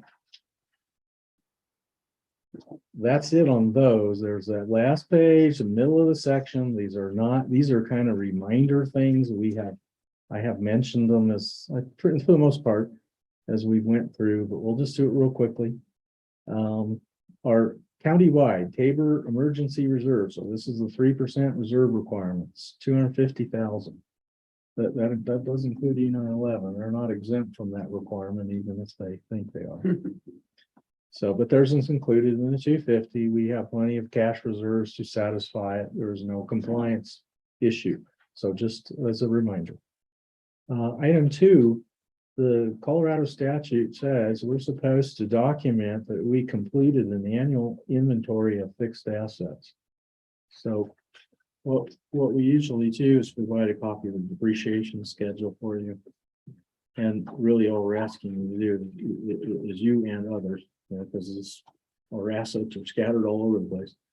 Identify things that we may have discarded, traded, sold, and junk. So we're current, keep that current.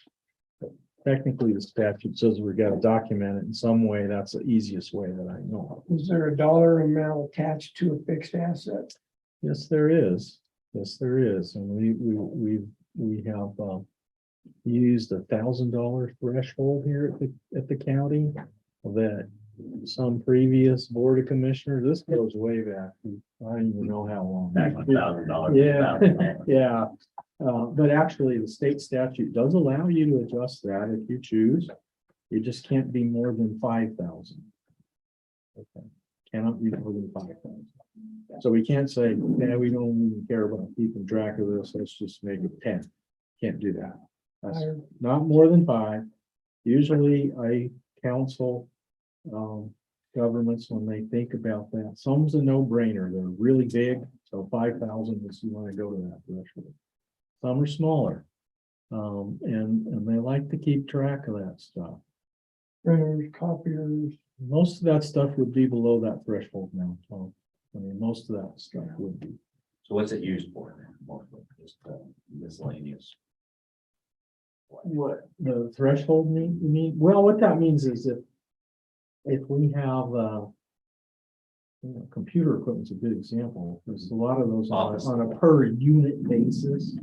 We hope that they're going to last a few years. Okay, we can use it for a while, so that is a definition of a fixed asset we would capitalize. Okay. But the per unit cost is below Below 1,000. 1,000 or So below 5. If it's below 1,000, we don't add it to your depreciation schedule. I see. That's all that means. Okay. Okay.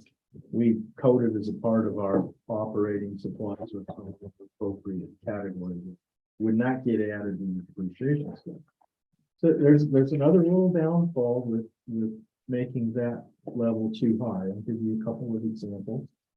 One is a client that financed hundreds, actually thousands of computers and tablets for students in school district. Talking about millions of dollars So. in that's financial all obligation. I can see. That was a subject to a capital lease, and the capital lease has to be reflected as a long-term liability. We were all below the capitalization threshold. So if we did not put those on a fixed asset, we'd have a debt, but no asset to show for it. And we didn't want our financial statements to look sort of out of whack. Yeah, that would. So they selected a lower threshold for computer equipment for that reason. Plus, if students have a reporting obligation, doesn't belong to them, they gotta turn them in and done. That's one example. The other thing is, if it's on the depreciation schedule, it's pretty easy to go back to that and see what we bought and when. But if it's below the threshold, it's not on there. So if we have some other reason to need to know, for example, a common thing, hopefully never happens, but if they do, insurance claim. You knew exactly what I was gonna say, didn't you? Yep. Insurance claim. So if we have a fire, a flood, or vandalism, something like that, we want to get paid for that stuff. So if we're not gonna add it to the depreciation schedule, then we have to have a way to identify what it was and what its cost was, so we can get a complete insurance claim file. Okay, so, but short answer to your question, What do you we think, can consider a higher threshold if you all You can't want buy these for $1,000 anymore. $1,400. those, yeah. So, I personally, I think it should be, we would look at as where it becomes like overly burdensome. And I don't think that that's where we're at.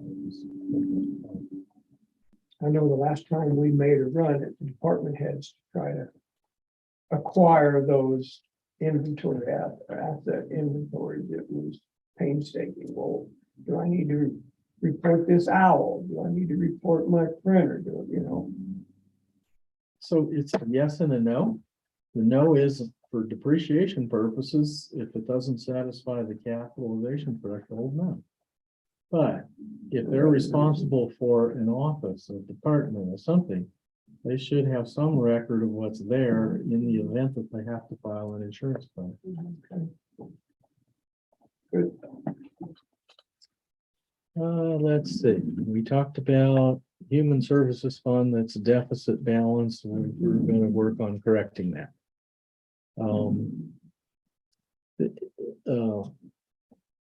Item 4, we've talked about to the point of exhaustion, I think, so I don't, the transition from the old software to the new was clumsy at best. We're through the worst part of it, hopefully, so let's just go with it.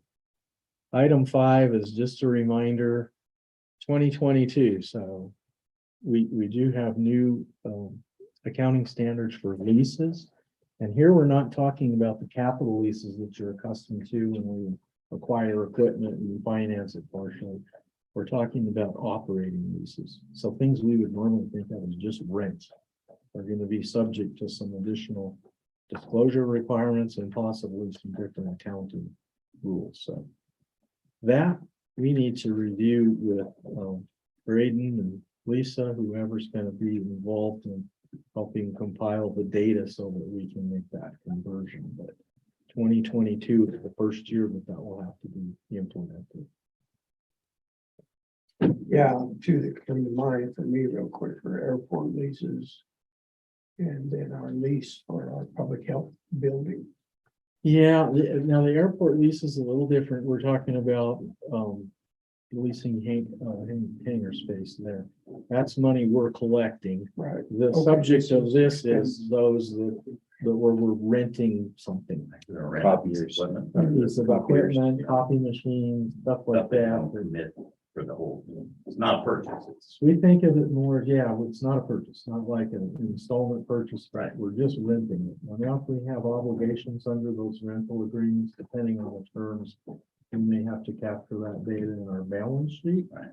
Oddly enough, and some additional disclosure. Why did Why did they? I think they felt the rest of this was all getting too easy and needed something else. Yeah. to do. Be able to be comfortable for a I, second. you know, I don't know. Well, I do know. I just don't always agree with it, but I'll tell you what, but they don't ask my opinion on that. things, no. It's pretty simple. They felt that many governments were, entering into agreements that obligated them for payments under these leases, and because they were rental type arrangements, they're not ending up owning an asset at the end of the term, that we didn't know what that obligation was. So it was a technique to force you to capture the dollar level of that potential liability under those leases. That's really it. So if they had asked my opinion, I would have said we could enhance the footnote disclosures with that same information. But that's not what they chose. So.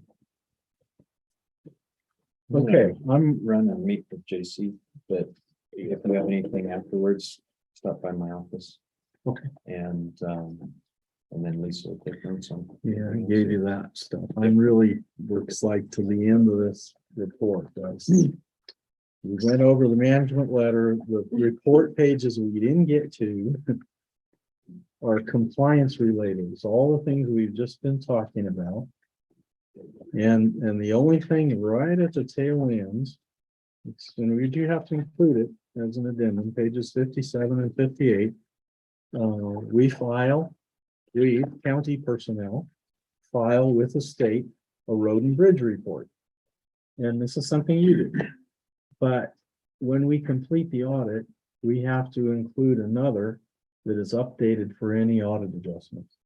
So this is kind of redone, reflecting the final numbers for road and bridge after any audit changes. So any government that receives and expends highway user tax money has to attach this to their report. So, but it's all good. Is that new? No, that's no. Sometimes, Bill, if you remember the years past, I may not have, when I came to review with you, we might not have had all that compliance stuff tacked on at the back, but it's not a new requirement. I think.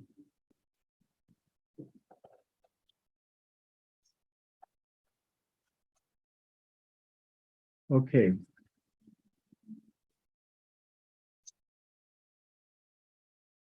Any more questions from you? Things you can think to talk about, or if I wore you out?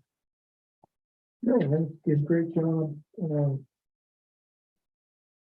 We need to do some follow-up, get some of these things cleared up. And at least start making some headway on correcting your discoveries. And I would like to thank you for all of your guys' extended efforts this year, because I know we created with the conversion and everything, a lot more in-depth work by you guys. And I'm pretty sure Brayden and Lisa really appreciate it as well, but I know Rainer and Lisa are probably tired hearing from this. No, truly though, you've made a complicated task less complicated, and we've learned a lot. So thank you for that. And next year is going to be better. Have every expectation. I expect it to be, because now that we've got a year under our belt with CIC, I think it can only get better. And we'll learn how to use the system better, and that will help. Some of these coding errors and so the interface with the system is different, and it takes a while for people using it to understand their roles are a little different than they had traditionally been. So what's it take to turn this draft into final? What do you have to do? I have to get to the office tomorrow. And assuming that I have the Board of Commissioners approval to do so, I can make pretty copies that will have bound covers and on letterhead for all of This you. meeting that had to be done to answer it, so. No, this is essentially Good. done. So when we say draft, this does not mean really work in progress. It means pending your approval. That's it. That's maybe the better way to say it. So So that, I guess, what do I need is I need to have that approval.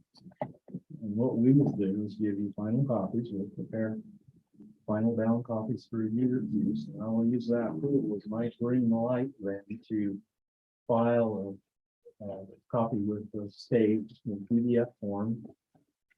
And then the last thing is since you're subject to the single audit rules, this is something we do between our office and Braden. Is we have to submit some question and answer kind of stuff and a copy of the report to the single audit clearing. And then we both have a little bit of a sign off to do. But Braden will do that part. We can. On that note, then I think I would make a motion. I would move that we accept the audit report for 2021 as presented. Second that. Do we have any further discussion on that? Do you need a formal copy of the minutes to support that, or? Those in favor signify by saying aye. Aye. Aye. Thank you, sir. Approved. Thank you, We gentlemen. appreciate it. I appreciate your time and Yeah, and I attention. I know it's a lot to go through all of this and prefer this format versus trying to do it during a regular meeting too. Yeah. Yeah, since, particularly this year, we had a lot to Yeah. talk about. So. Yeah. I think that's great, and I Well, appreciate sure. your willingness to do that. Well, I think real serious consideration to your offer about the grant training I and think that's a great idea. move forward with that, so. Hey, I Thank you, think. sir. Kevin, you dismissed or adjourned? Yes, I will adjourn this meeting at this time. All right, it is 4:09. We're out of here.